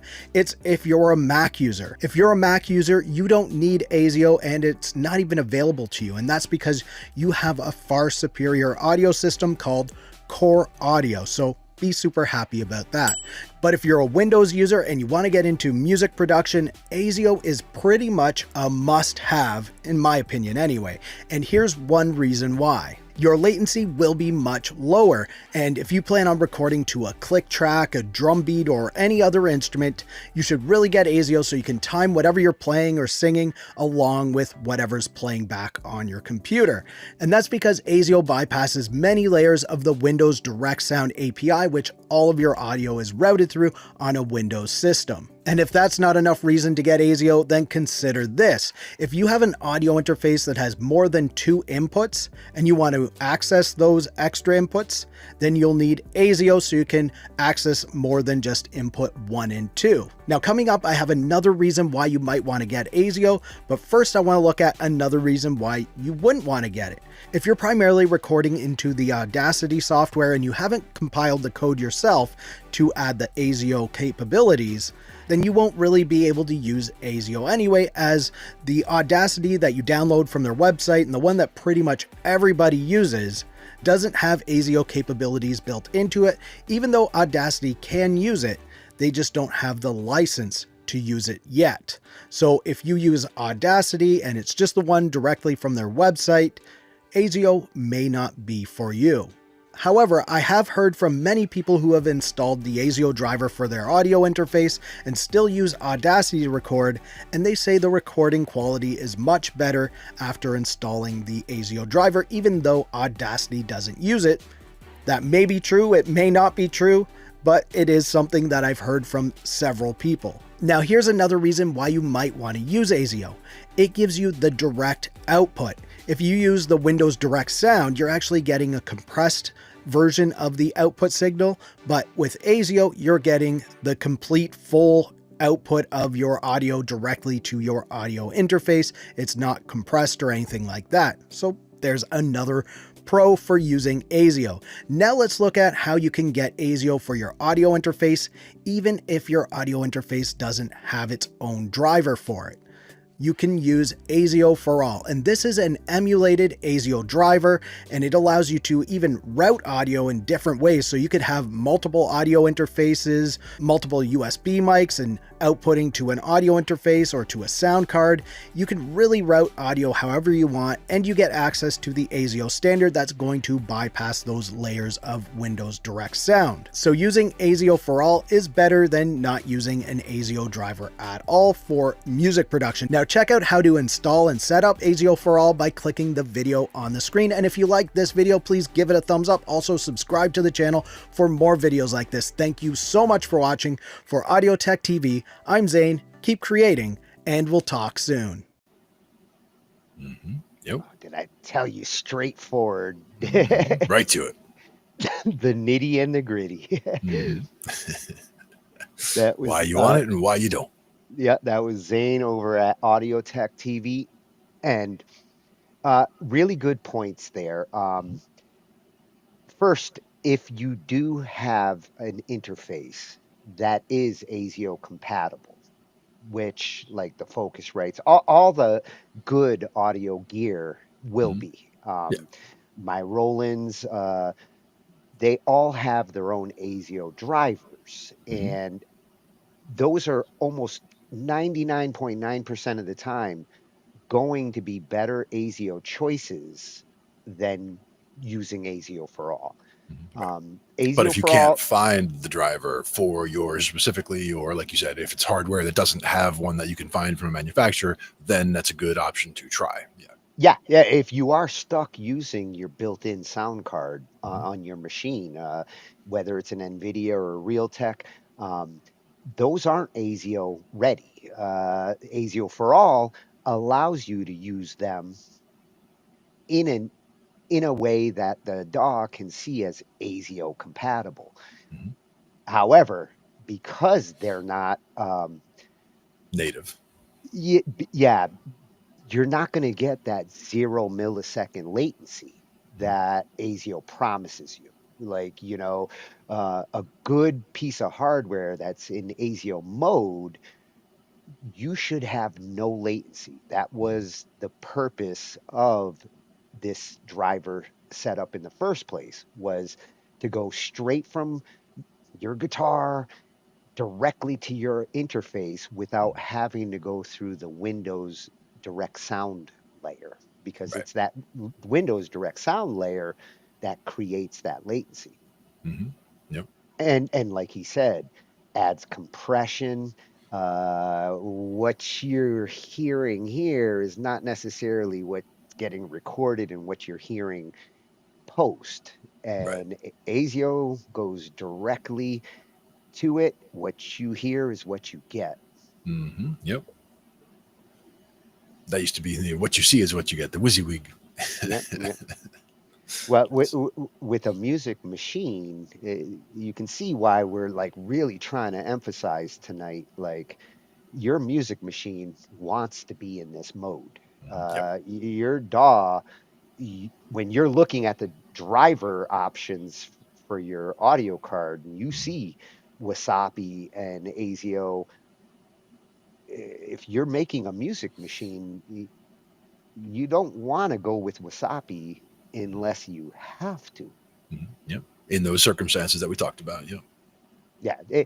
If you want a simple way to share like the audio that's on your system over to Zoom, like you go to share screen, you click the share sound button, and you want what you're doing to be able to be heard in Zoom, Wasapi is a path of least resistance. You can just be in that mode in your DAW and get that sound over to Zoom. You're not going to be hearing instant, like if you're actually playing or doing something like that and you're monitoring what's going to the Zoom, there is a slight delay and it could screw you up. But it can be really annoying if you're playing something fast, like it sounds off and it can really throw you off. Yeah. And to make it even more complicated when you're in Zoom, if you don't actually turn off the Zoom compression, sometimes Zoom will listen to your audio and be like, that's noise. Compress it. And now we got and somebody's like, hey, how about this new song I'm doing? And you hear nothing except like little scratchy sounds for like a minute and a half. You're like, we can't hear any of that. Yeah. Oh, we've been through so much with Zoom over these last 6 years. Yep. It happens, but again, can't necessarily fault it all completely there. Again, settings got to be right. Understanding placement of microphones is important. Some people never mute their mics and they have it so that, it's just constantly coming in from the room. So like if somebody else is trying to play, their mic will be taking priority because, Zoom might be seeing the guitar playing as noise, but it sees the noise from that room as what they're trying to say. Cause it's like a TV in the background somewhere that it's picking up on and saying, oh, that's the speaker. I a lot of times I wish that I had a recording that like I could just stop everybody and say, I want you to hear what you sound like in the Zoom to everybody else so you understand that TV is louder than you right now. Or if I had to think of chips right now, and it's like, and somebody's trying to play and it's like, oh man. Those better be Doritos. Well, it was a paper receipt. So. It was all acting. That's all.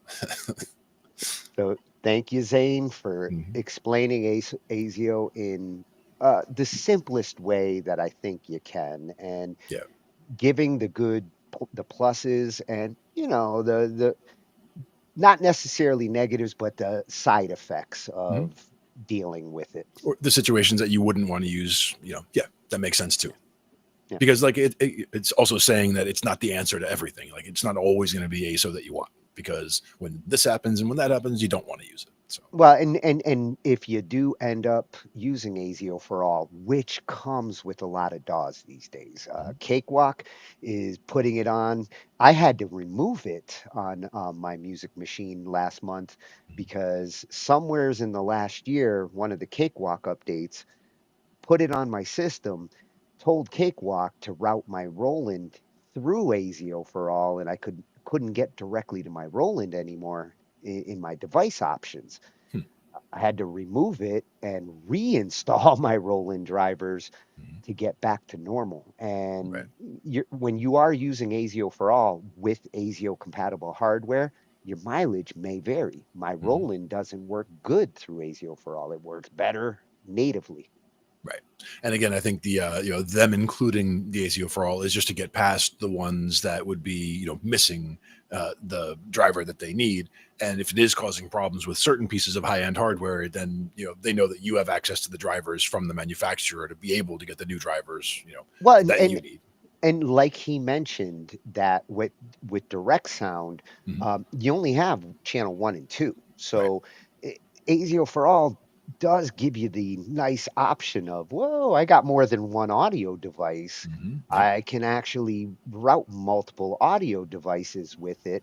I don't know if that would be my first choice though, because I've had so many different experiences with ASIO for all that I don't think I would use it to consolidate multiple audio devices. There's better choices out there, and that actually leads us to the next video. Um, 3 ways to aggregate audio on Windows: ASIO for all, which we've been introduced to, ASIO Pro Link, and VB Audio Matrix. And Eric Taylor is the one who's going to be uh, showing these to us at Bone Ricci, RICI. And it's not easy to find good videos on YouTube about some of these things. You really got to hunt, and not just to find videos on which ones work and which ones don't. Getting them set up is even trickier. When we did cover the VB cables about a year ago, I had been trying for years to get VB cables to work the way I wanted to on different machines, never getting it perfectly to work till I found the one good tutorial out there. And there really is only one good one out there that actually goes step by step and explains all the things you have to configure because you're routing digital audio. And you have to start to wrap your head around this audio that's coming from here has to go into here and then through an auxiliary and then back out to something else. It gets complicated even for the expert techs. Yeah. And like the digital routing is something that we do all the time with the board. Like when we have recordings, like if I'm recording somebody's keyboard part, they're plugged into port 10. So we have it recording on 10, but then we want to have another layer on top of that where that was like a rhythm track. And now we want to do a lead track over top. Well, I'm not going to record it on 10 again. And I don't want to move the one that's on 10. So I'll just route his channel 10 to channel 11 or channel 12 or whatever. And I'll just route it to that channel, and just that way we can start recording again right away. And we're in a different channel and I can set it up completely differently, different EQ, all that stuff. So. And it's ironic that it's actually easier to route when you're in the digital domain, but it's harder to wrap your head around it. It's easy to get lost, for sure. It's easy to get lost when you start doing all that, because all of a sudden, like, no, I'm moving the fader on 11. Why is it changing the keyboard? Oh, because I routed it over from 10, right? Yeah, I can understand it when I visually and manually am pulling a plug and moving it, and when I'm physically doing it, it does make sense. When I'm doing it digitally, it gets confusing. Yeah. And I did like the look of that one, the one app way back that had, it showed the back of the rack and all the wiring, and you could actually see the cables going from this one to that one. Rewire. They did it great, but for the faint at heart, it was like, oh my God. And to me, it was just perfect because it's good to get the people who were stuck in the, analog realm, because that's they're used to. I want to be able to see the cables and do the routing and this and that. And now it looked exactly like what they were expecting. So they could, make the transition more easily. Yeah. At that time, going from analog to digital, it was the perfect bridge. So I'm curious to see this ASIO Pro Link and VB Audio Matrix. These two are new to me. I haven't had a chance to really go check them out. The VB Audio Matrix, I am familiar with the VB cables, Potato, Banana, and any other one that he's come out with. I've tried them all, but Matrix, definitely going to have to go back and check that one out. Nice. So let's see. 3 ways to move ASIO over to Zoom. All right.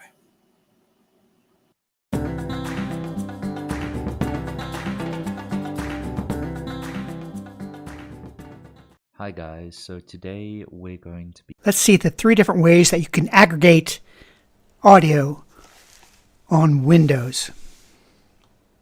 First way is ASIO for All, and this is a delightful little website.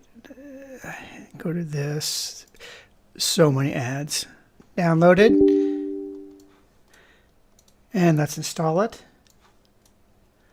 Next, next, next, install, close. Let's see if it is in here now. Hardware. All right, now to use this, you click on this button. That allows you to select more than one of the at once. So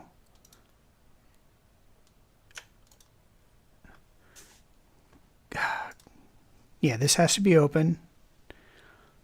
And now you can select 2 at once. And that's it. It's supposed to aggregate. And it's not working. And I'm getting a red exclamation mark. So screw this. ASIO for All sucks. It's just giving me red exclamation mark. What am I supposed to do? All right. Don't use that. That's terrible. ASIO Link Pro. All right. Bring this up. And this button sucks. That kicks all your other audio off. And what you do is you click Start. And you get to pick a driver. Okay, that's fine. Let's pick the this one. So I have 2. I have Audio Box and Focusrite. Let's pick that one. And then you start a second ASIO Link Pro. And on the second one, these 2 are linked. You start it. Now on the first one, you send the output to the network. There it goes. And on this one, the second one, you pick the driver. The driver's not working. Well, you're supposed to pick the driver and click Network In, but this doesn't allow you to use 2 ASIO drivers at once. Oh my God. Okay. Second way doesn't work. It might have worked in 2.2, but in the latest version, which is what you want, it does not work and it sucks. Deleted. VB Audio Matrix. That's what it is. No, it's VB. VB Audio Matrix. This is my last hope. Yeah, you got to try this one. So download this guy right here. And let's see how you work. VB Audio Matrix. So you control click on these things to turn them on. This is my audio box. This is my Focusrite. And then you select it. So these get linked on. And you control click down here, either the 8IO version or the 16. And you click up the matrix. And you just make a diagonal. So this goes to this one. This goes to this one. This goes to this one. This goes to this one. And then this output is linked here and here. So just make a diagonal for the outputs and the inputs. And does it work? ASIO. VB matrix. Yes, it works. Okay, that's what you use. That's it. Let me get this guy out of here because I hear an echo. I'll turn it off temporarily.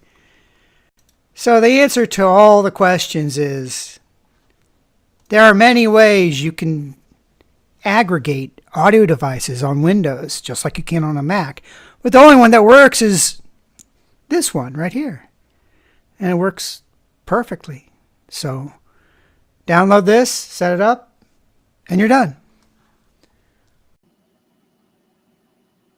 Oh, I'm liking that new interface on those VB cables. That is much cleaner than the potato and Yeah, for sure. And you did mention that, with some of the other ones there, you might need a reboot after setting them up in order to get them active.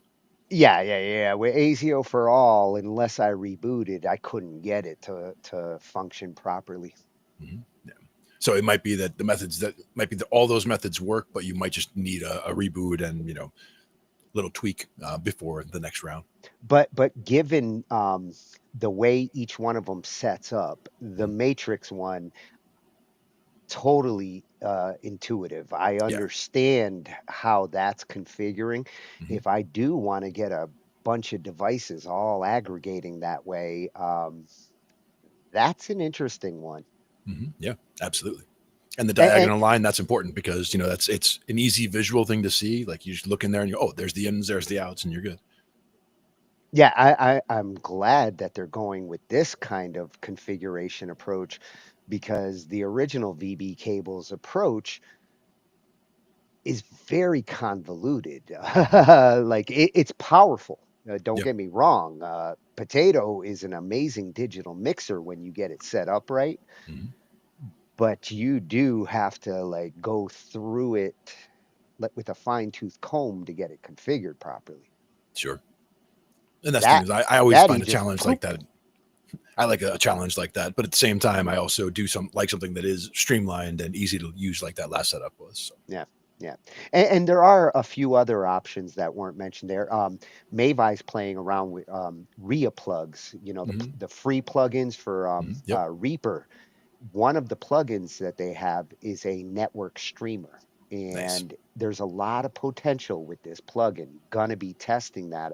He's playing with it now, and if it works good with him, that's something that I'm going to start testing to see if I can get my multiple music machines working over the network here and sending tracks so I can actually be mixing on one machine while I'm bouncing tracks and doing other things on the other one and pushing.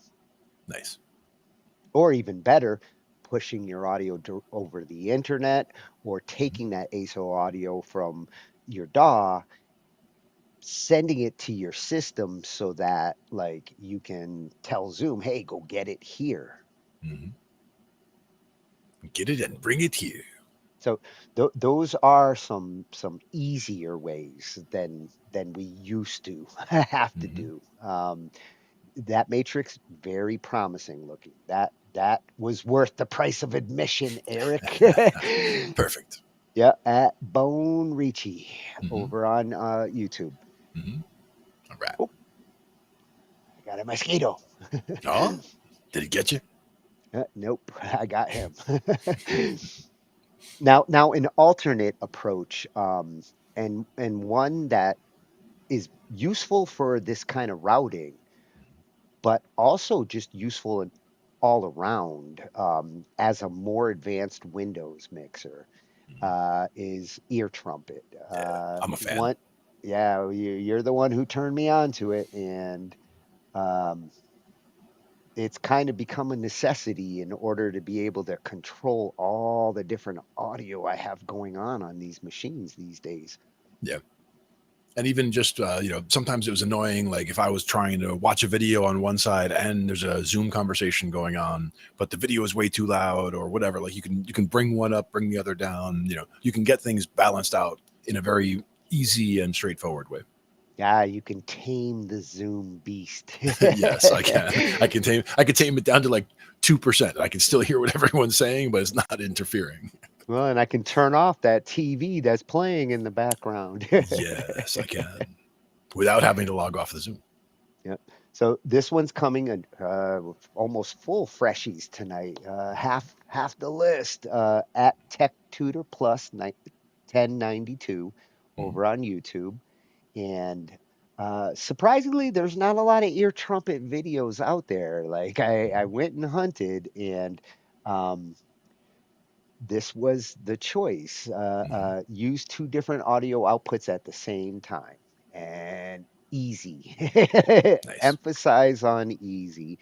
Easy's good. Which is what we've been talking about here, aggregating multiple devices. If you were on a Mac, this wouldn't, none of this would be necessary because Mac, again, has an advantage there. They have a built-in aggregator in their audio devices. So you can take all your audio devices, create a new virtual device that is all the different ones with all the inputs and outputs, and now you have a super aggregate. Yep. And I remember that was one of the things we used to hear a lot was, rebuild the aggregate, the two Motus, rebuild the aggregate. Yeah, and on all those people boasting on the Mac side, yes, you do occasionally have to rebuild your aggregates. It's not a perfect world, but they do have a much easier time. Here we have to use third-party software to accomplish the same thing. Yep. But accomplish the same thing, we can. Yes. And this is an app that, like, anybody out there who wants better control of all the different sounds that programs play and things, you want a better Windows mixer. It's free. Microsoft makes it. You just gotta go to the store and get it. Yep. And for me, I mean, once it was configured and then once I have things set the way they need to be, it's just out of the way. Like I don't see it. I don't have to worry about it. It's not intrusive. I mean, it's just another icon down there that I can hit anytime I want to adjust things very specifically. Yep. These are the apps we like the most. Yes, very much so. All right. Blow that trumpet, Glenn. I will. Ear trumpet.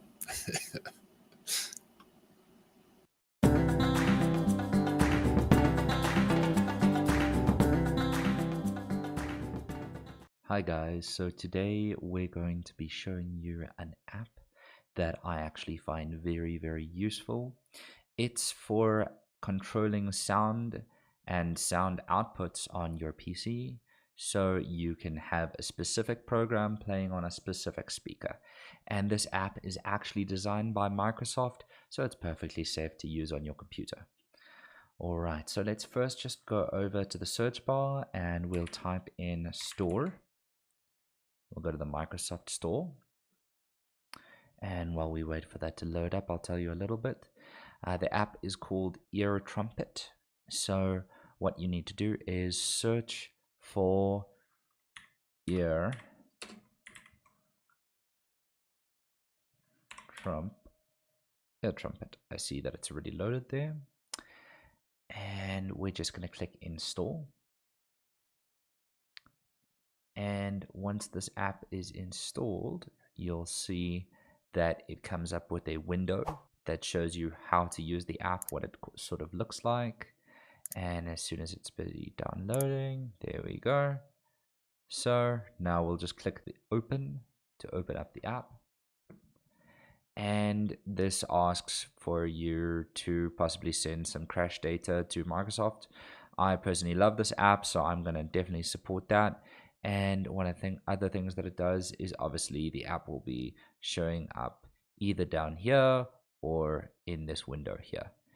And the first thing that I do with this app, just to distinguish it from the normal speakers, obviously this is where you would select which speakers you're going to be using as your main output, that sort of thing.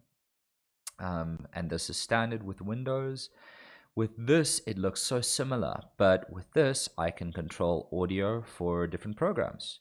And what I do to define the two is I would actually right-click on the Ear Trumpet app.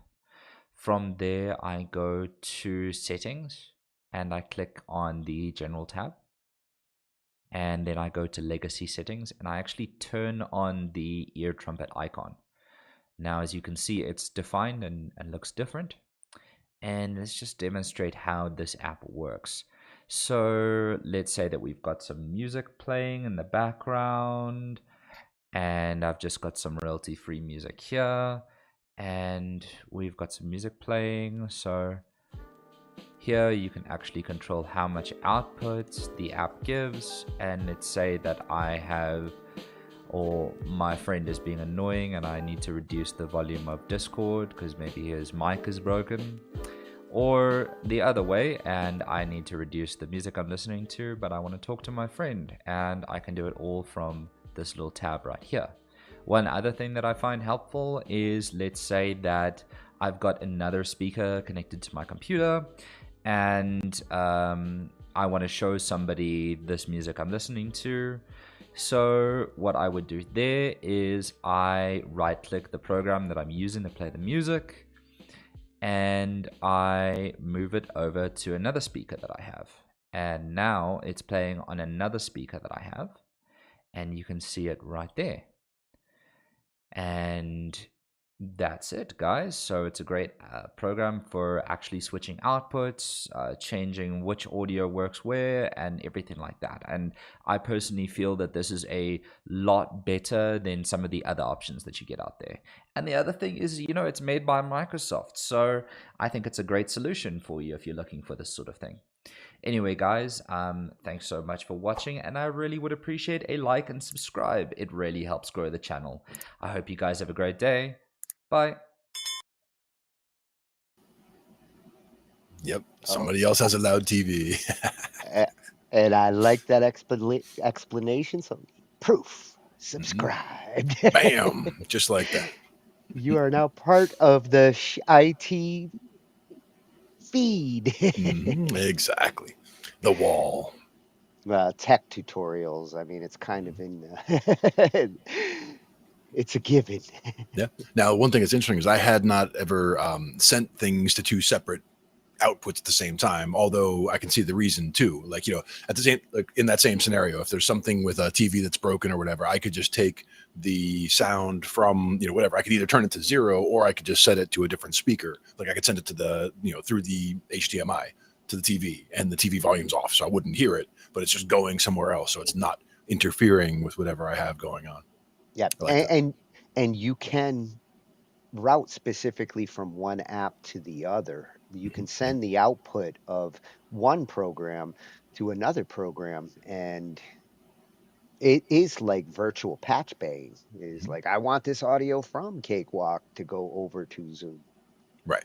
And again, then we come back to the question of, latency. We're talking about trying to play along live to things. I mean, that's where we start running into those questions as far as that goes. I wouldn't use that for, say, playing live stuff. But if I want to show you, hey, I'm working on a song and I want you to hear the song, I don't need to be live to do that.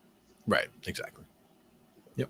It has its purposes. And again, it's a very straightforward program. It's very much out of the way when you're not thinking about it. And when you want it, it's right there. So useful. Fortunately, you're not going to be sending a lot of crash reports to Microsoft because it doesn't crash. It does what it does, and it does it well. Yeah, I haven't run into a single problem with it yet. Yep. So thank you at Tech Tutor Plus 1092. Right. An important honorable mention in our aggregates here. Yep. Absolutely. And now a channel I have been following myself for a while, at White Sea Studios. I think that's the at too. Yep, at White Sea Studio. And his curiosity here, like I have the same curiosity. And like I said, he started by watching this one video where this guy was talking about how Pro Tools is better than Logic and it sounds better. And got the fireworks going in his head and mine as well about like, well, does it really, do DAWs sound better than other DAWs? Is that a thing? And can we test it? And is it apples to apples? Yeah. And I like his testing mentality and the fact that he wants to really see this, because a lot of people just make assumptions, or they get advice and they go with that advice without ever fact checking that, like, this DAW really does sound better than that DAW. Yeah, it's important. Yeah, it kind of sounds like outrageous, but at the same time, if it turns out that there is a difference, I wouldn't be shocked. I would just want to know why. Like, why do these apples taste better than those apples? Exactly. They grew from the same seeds. Well, let's see if apples and apples, especially in Windows, do sound different. I got completely bombarded with messages on Instagram, all linking me to this video. This is a video from Mix with the Masters, and it's about the difference in sonic character between Logic and Pro Tools. Pro Tools sounds better, and I think Logic has a soft sound to it. Whatever the mix bus is, how it's soft clipping, just kind of a roundness, which actually could sound nice. It could be really cool for like a deep house record, something like thuddy and like puffy kind of thing. But Pro Tools has this kind of console-ish hardness to it that so many records that we know and love are finished in it for a reason. I tend to not like the sound of Logic personally. I think it's a great software to produce in. I'm already a little bit confused by this video actually, because I don't know if he's just talking about the soft clipping or, I mean soft clipping in a DAW, or about the sound in general. I don't know that. But when I take those same stems diligently exported by someone that knows what they're doing. That's a weird statement because he's not explaining what that means. Like, what does that mean? And same thing from Ableton. I just think that they wind up having more headroom in some sort of way. I don't really know what he's trying to say in this video, but what I do know is that I want to test if there is any difference between the basic sound of these different DAWs. So let's get started.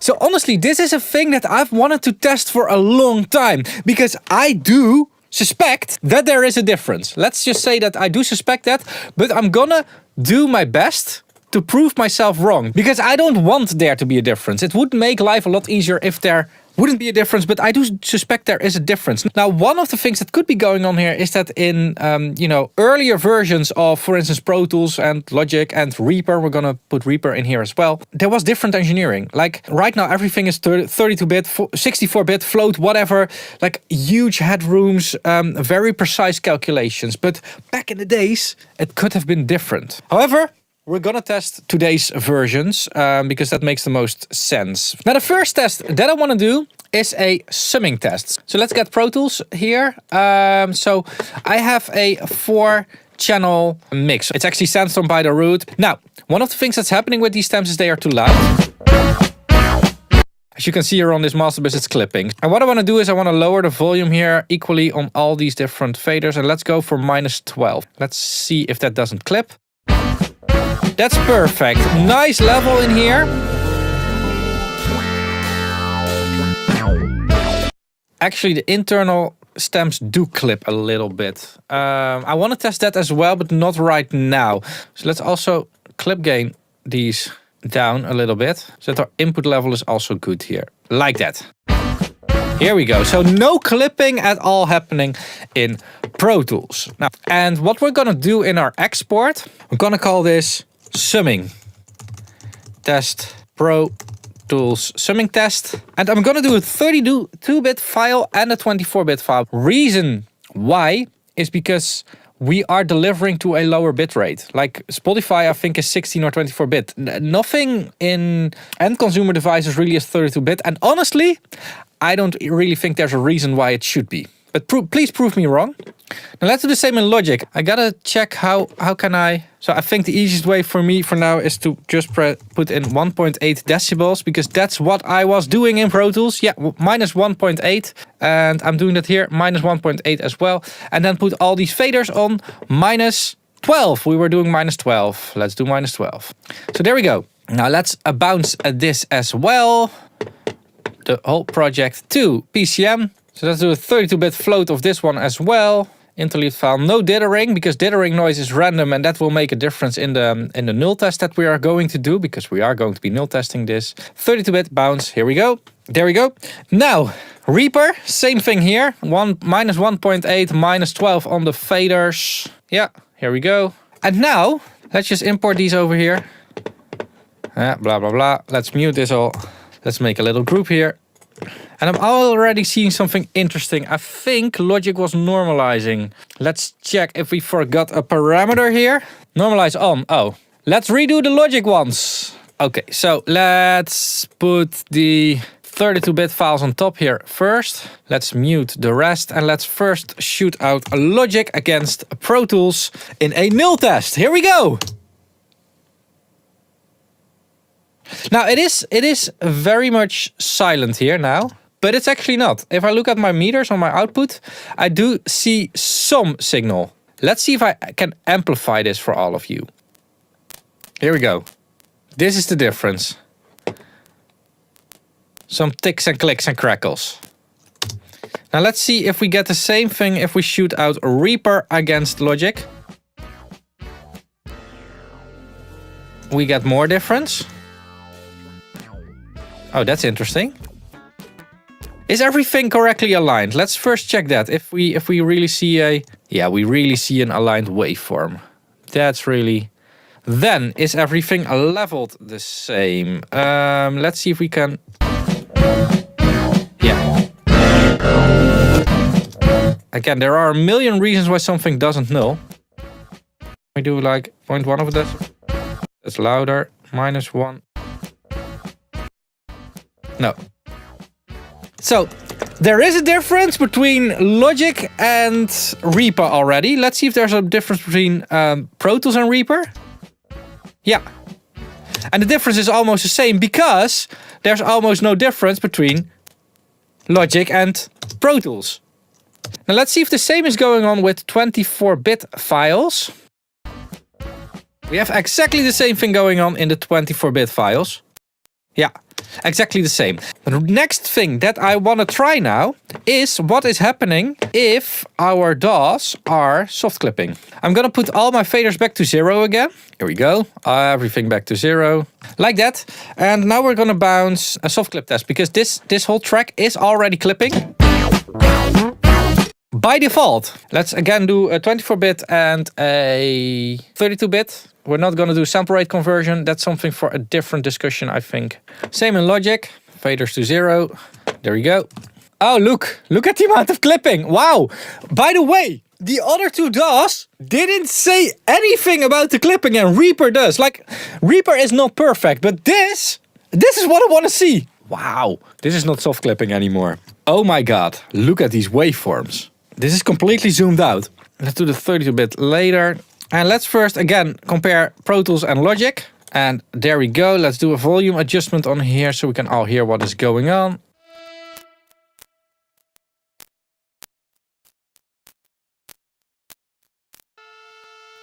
Oh, that's interesting. The horns are different.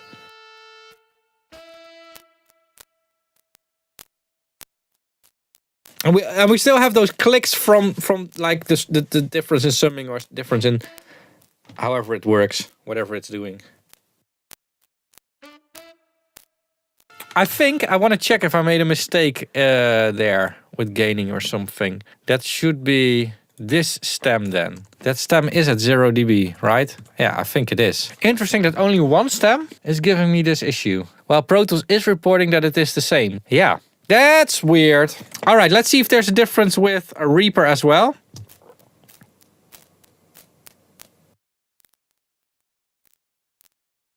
Okay, and between Reaper and Pro Tools then? All right, so there is something going on in Pro Tools here. There is something going on in Pro Tools. There's something not right here. Let's reset all of our faders. You know what I'm gonna do? I'm going to re-import all these stems. I don't trust this anymore. I've been pulling on these faders and everything, so let's just do it like this. Like, let's just not touch anything here. And let's just export it like this, because I want to be double sure that I'm not like measuring something else. Just some other inconsistency in my testing. Because again, there are a million reasons why something doesn't null, but only one reason why something does null. And I want to make sure that I'm excluding most of those million reasons why something doesn't null. Bounce. Yes. There we go. Now, it's only giving us some whatever artifacts. Not really something that I think if we see at the amount of level boosting that I have to do like 60 decibels, not something that I think that will give you a real difference in sound on the output. Let's listen to the 32-bit files. Yeah, same situation. Just some clicky stuff. Nothing special. Nothing, no sound difference. And the same with Reaper on 32-bit. Mind you, with a boost of like 60, 70 decibels. So nah, I don't believe it. This is just scientifically not correct. So yeah, when it comes to the information in that video, that's just simply scientifically seen not correct. This is a test that you can all reproduce. Like, you need to have the Logic and Pro Tools software. I already had Logic. I bought it a long time ago, and I just got like a monthly subscription to Pro Tools to test this out. Reaper has a free version, so you can do some shootouts between those and come up with your own conclusions and leave them in the comments down below with what you think, because I think this is an important discussion. From what I could test here, there's no difference between these DAWs. Let's just say there's no significant difference. These little ticks and clicks are not very important. It doesn't mean that there were ticks and clicks in one of these audio files. That's not what that means. I just want to make sure that you all understand that. These ticks and clicks are probably just different ways in which the sample rate conversion works or whatever, something that I don't really understand. But it's not a significant difference in sound of why you should choose a certain DAW over something else. Anyway, I think it's good that all these DAWs sound the same, because I think you should choose your DAW not really based on the sound. Like, and with these DAWs, there's no difference. I think you should choose your DAW based on what works for you. And this is multiple things going on here. So the first thing is workflow. The reason why I chose Reaper is because I can do custom scripting in here. What I built a long time ago is these type of scripts. Let me see if I can show you the script. Here it is. Simple scripts, but they are all connected to my Stream Deck. Oh, let me unplug it. My Stream Deck. And with my Stream Deck, I can control most of my DAW in the way that I want to control it. That's why I chose Reaper, so that I could customize it for my analog, hybrid analog workflow. Other people do more production or something, and they want a more musical DAW, and they choose for, I don't know, Logic, Ableton, whatever, maybe Pro Tools. And that's totally fine. Another reason is how you feel by working with a certain DAW. Feeling is very important. I know a big reason why people choose not to use Reaper is because it looks like a funeral. It's gray. There's no art and style in there. And I think I'm being misunderstood a lot of times when it comes to user interfaces, because yes, a user interface is allowed to be beautiful, but it has to be functionally beautiful. One of the reasons why studios are styled and look different and look cozy and all that kind of stuff is because we want to feel good while making music. Being in a good mental state makes better music. And a DAW is part of that. Pro Tools feels completely different compared to Logic and compared to Reaper. And I think that is what is going on in that original video. I think there's just a different feeling and vibe between these different DAWs. So I think that's what's going on. And yeah, just use a DAW that gets you to the finish line would be my advice. Like, whatever DAW makes you create great music is the correct DAW for you to use. And with that being said, I want to end the video over here. If you appreciate my videos, make sure to get some merchandise at ytshop.com. Also, check out my affiliate links. They'll also be in the description down below. Or become a channel member. It starts at 99 cents per month, but there's also an early access tier and an exclusive content tier, which I'm going to link over here. Last way to support me and the whole YouTube platform is watching more videos. Link in this video over here. Thanks for watching, keep pushing, and bye-bye. 99 cents a month, that's a deal for that kind of information. Great information. All good stuff there. To me, the clicks and pops and all that stuff, that to me, that was like differences in the way they were dealing with the clipping, where, you know, it might have been the way the gate was handling it, or it might have been just the way, you know, however they were dealing with it at that point. It seemed like he was trying to keep it minimal on the channel strip and keep everything as much apples to apples as possible. But it seems like those differences could be chalked up to just differences in the way they're handling the tracks that are clipping.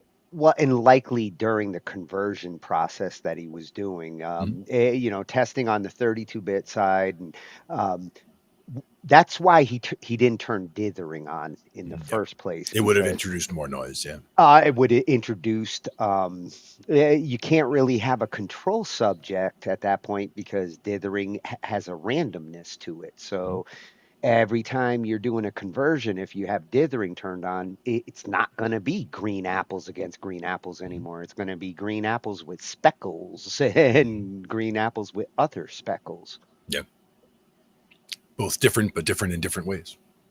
But he really like tested it and then double tested it just to make sure. My kind of guy, like, Yeah. um, just to like see that Reaper. I'm glad that he brought that in as kind of the alternate subject here. Logic and Pro Tools on the Mac side, very much the same thing. They kind of work off the same engines, and the only difference is the price that you pay for those products. Reaper is a multi-platform application, and when you do bring applications like that over to the Mac side, they are a little different. If he had said that Reaper is different, sounds different than Logic and Pro Tools, that would have made more sense to me than Logic and Pro Tools sound different to each other. Mm-hmm. And I do like the fact that he also brought up, the interfaces and, mentioned the way the interfaces look. And, they didn't have huge differences in the way they look, but there are enough of a difference where you can see, how the workflow would be different in each of them, And he's absolutely right that when people choose their DAW and the experience you get out of it, the ease of assimilating to it, all of those things factor in. When we do our next DAW shootout night, he's coming back for sure because his opinion there, I feel is spot on. That like you don't pick your DAW for the sound. You pick your DAW for the flexibility and the the feeling you get while you're using it. And one thing I can say about the differences there when it comes to the interface, the ability to like bring up a plugin and scale the size of it, putting your console mixer mixed with your playback tracks on a single screen. Every one of those is a little different, and not all of them like can fit everything onto the same screen as conveniently. Right. Now, another consideration is that sometimes it's a piece of hardware that you buy that comes with a license for for software. Whether it's I'm Studio looking One at you, Ableton. Ableton, exactly. So, that can influence your decision because it's like, oh, I could go get any DAW that's out there for free, or hey, they gave me this license for this one, so I can check it out and see how it works. Yeah, and whether that DAW is cross-platform compatible, because there's not a lot of them that will work both on the Windows and Mac side seamlessly. Reaper is one of the exceptions. It'll work on Linux, Mac, or Windows, and it is the same DAW across all of them. The exception being Linux VST plugins. VST plugins that are specifically for Windows or Mac don't work in Linux without using Wine or some kind of emulator, in which case your mileage varies. Right. Because you're adding a whole other layer of complexity to the whole situation. Yeah, when you are dealing with Windows or Mac and you've got a cross-platform DAW like Reaper, assuming you've got the plugins on both sides, Mac plugins aren't the same as Windows. So assuming that you do have the Windows version and you send that Reaper project to somebody with a Mac, they have the Mac version of that plugin, your Reaper file is happy. It doesn't care which platform it's on. Right. So it also comes down to which people you're going to be collaborating with and what platforms they use, especially if you're going to need to send files back and forth, because if you're going to have to do translating or, getting files, switched over every time you're going to try to do things back and forth, you might want to, double, think again about which DAW you want to use together as a group. Or let's say you got that studio deal and you're sending the studio your project files. You might want to be in the DAW that they're using. Otherwise, you might have to send them stems when you could have sent them the original source. Yep. And an engineer is going to appreciate the source files so that they can make adjustments on those VST plugins versus, okay, your stem, you already did it. I can't change anything on the plugin side at that point. Yep. And then in a lot of cases, if you're sending something to a studio, I mean, they're going to want to re-record everything anyway, probably, right? In the studio themselves. So they're just looking for Well, a demo. not necessarily in those cases, maybe, but nowadays, if the studio is doing like, say, the final engineering and the mastering, they may not be as like anal and say we want to re-record everything in the studio. If the person's halfway across the country, it's not always an option. Sure. I would just think that studio stuff I would always picture as being in, coming from the studio there. Like they have the control of the recordings, they have control of the equipment to get everything in the best source they can. They have control over their keyboards. Sometimes. And sometimes the keyboards have control over them. But that's what happens. But you are seeing a lot more virtual mixing going on with professional studios and artists that are doing the most of the work in their home studios, getting things like prepared and shipping them off to the studio. And if you can avoid the whole like stem transferring process, which isn't necessarily a bad thing to if you do have to do it, but when you are sending stems, the effects and things are baked into the track. Right. Whereas if you do give them a Logic file or a Pro Tools file or a Reaper file, and a good studio is going to have the plugins you use. You should be using plugins that like every studio would have access to. Sure. Otherwise, you got to render your track anyway because the studio doesn't have that plugin. So you've got to bake it in. Hey, we're already at the point where we're talking to the studio. We're happy. Yeah. We got a gig. Yeah, man. Good stuff. Yeah.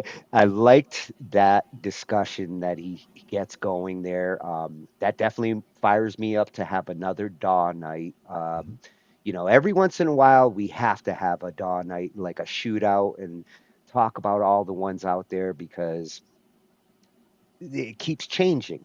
Yeah. That landscape keeps changing. There's new ones that have come out in the last couple of years that are very interesting.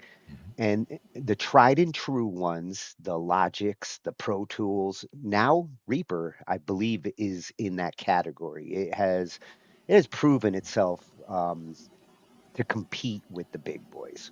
Yeah, for sure. And I've seen, again, when we see Jason and his workflow in Reaper, I mean, definitely you can do a lot very quickly once you're used to the workflow that's in there. Yeah. He's the biggest influencer of mine wanting to go to Reaper because when I see him working in it and how quickly everything snaps, slides, and comes into place, I don't get that experience with Cakewalk. Yeah. And I love Cakewalk, but at the same time, there's certain things like that with the interface that drive me nuts. Sure. And sometimes, whether it's whichever DAW it is, the tools might not be exactly where you want them, or, oh, I wish this was over here and I wish that was over there. Not everything is customizable in that way. When they are, that's great. When you can pull this panel out and put it over here and pull this panel out and put it over there. So you have things right where you want them, but not everything can be done that way. Yeah, so it's just a matter of getting the workflow down. Most of the good ones have a docking system UI. Right. So, if you want something to be over here, you can just pull it out the dock, put it over where you want it, dock it again, and it sticks there. My true test is the console view. Like every DAW, the first thing I want to go look at is how does the console look? How does it look when I got 60 tracks? Because that's what I'm going to be looking at the most. For sure. And how does it stack the effects so you can see them all, at a glance, what's on where? Yeah. Yeah, I like to be able to see my effects chains nice and easy, and how the tracks kind of lay out. All of that factors in. Indeed. We're ready for another DAW shootout. All right. Especially since I might be switching in the next couple of months. Still testing out that free tier. My activation August 1st with Cakewalk by BandLab, that was the last activation. I'm hoping that Mike was right, in 6 months from now, it'll last at least that long. But I'm starting to get ready just in case. Yeah. It's important.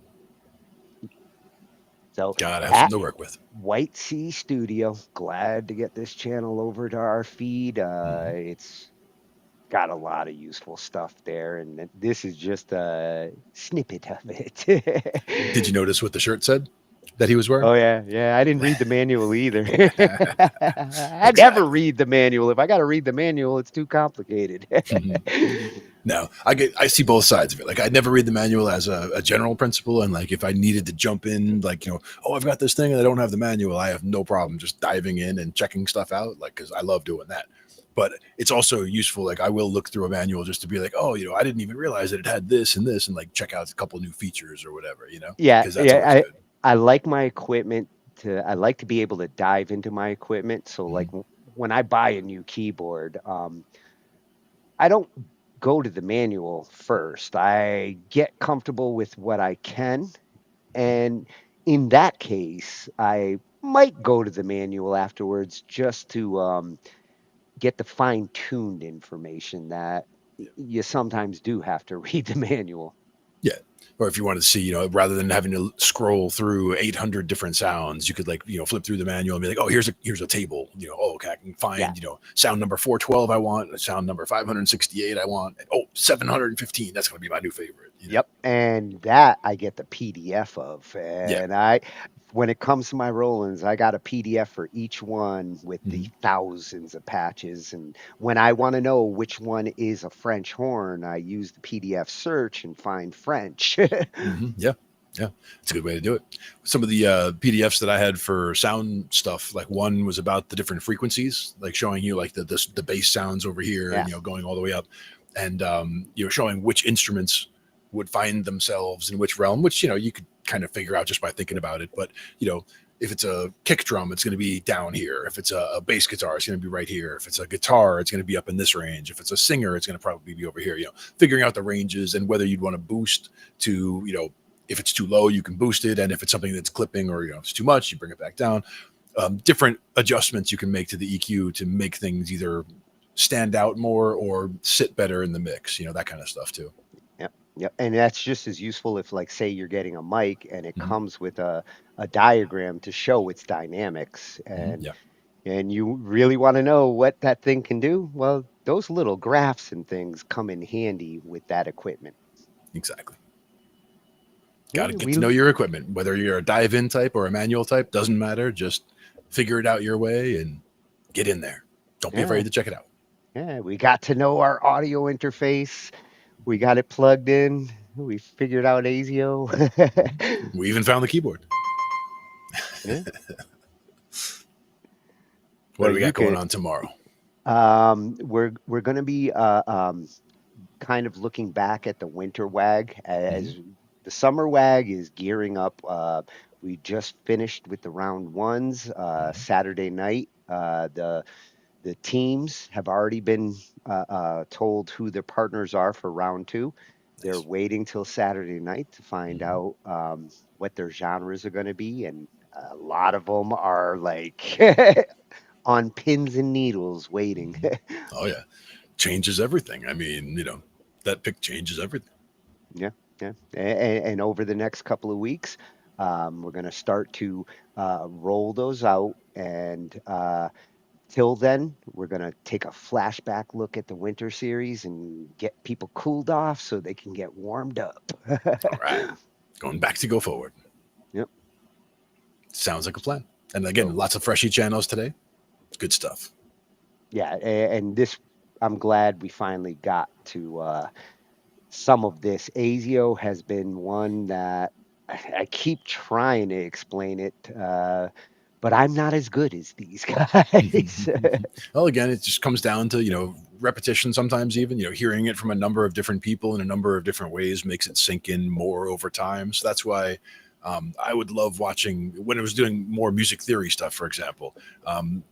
I'd watch a video and I wouldn't understand maybe, 40% of it or whatever. Like a lot of it would be beyond what I had at that moment as music theory. But if I watched the video a bunch of times, months apart, all of a sudden different parts of the video would click at different times. And all of a sudden by, after several times through over the course of a year, like it all is, all making sense, even though most of it was out of reach at the time I first started watching it. Right.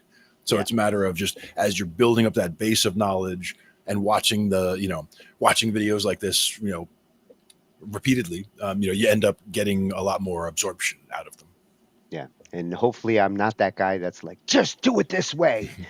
Don't ask.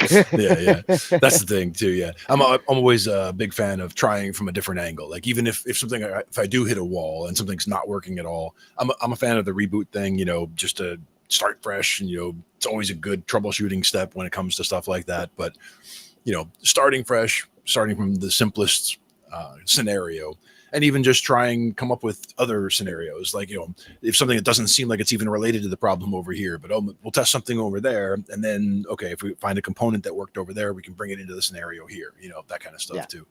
Yeah. I am not happy enough that like I got it to work. I need to know why I got it to work, how I got it to work. Yeah. And if it is broken, I need to know why it broke so that I do understand why I have to do this to fix it. Yeah. And so that I know how to fix it next time faster. Yeah. My dad's got an awesome set of tools. He's a TV repairman. I can fix it. Good stuff. Okay, so we'll see you guys tomorrow night with some WAG flashback, and we'll be back next Thursday to talk some more. IT. Good night, everybody. Good night. We cover digital audio workstations and music tools. We explore theory, gear, and MIDI too.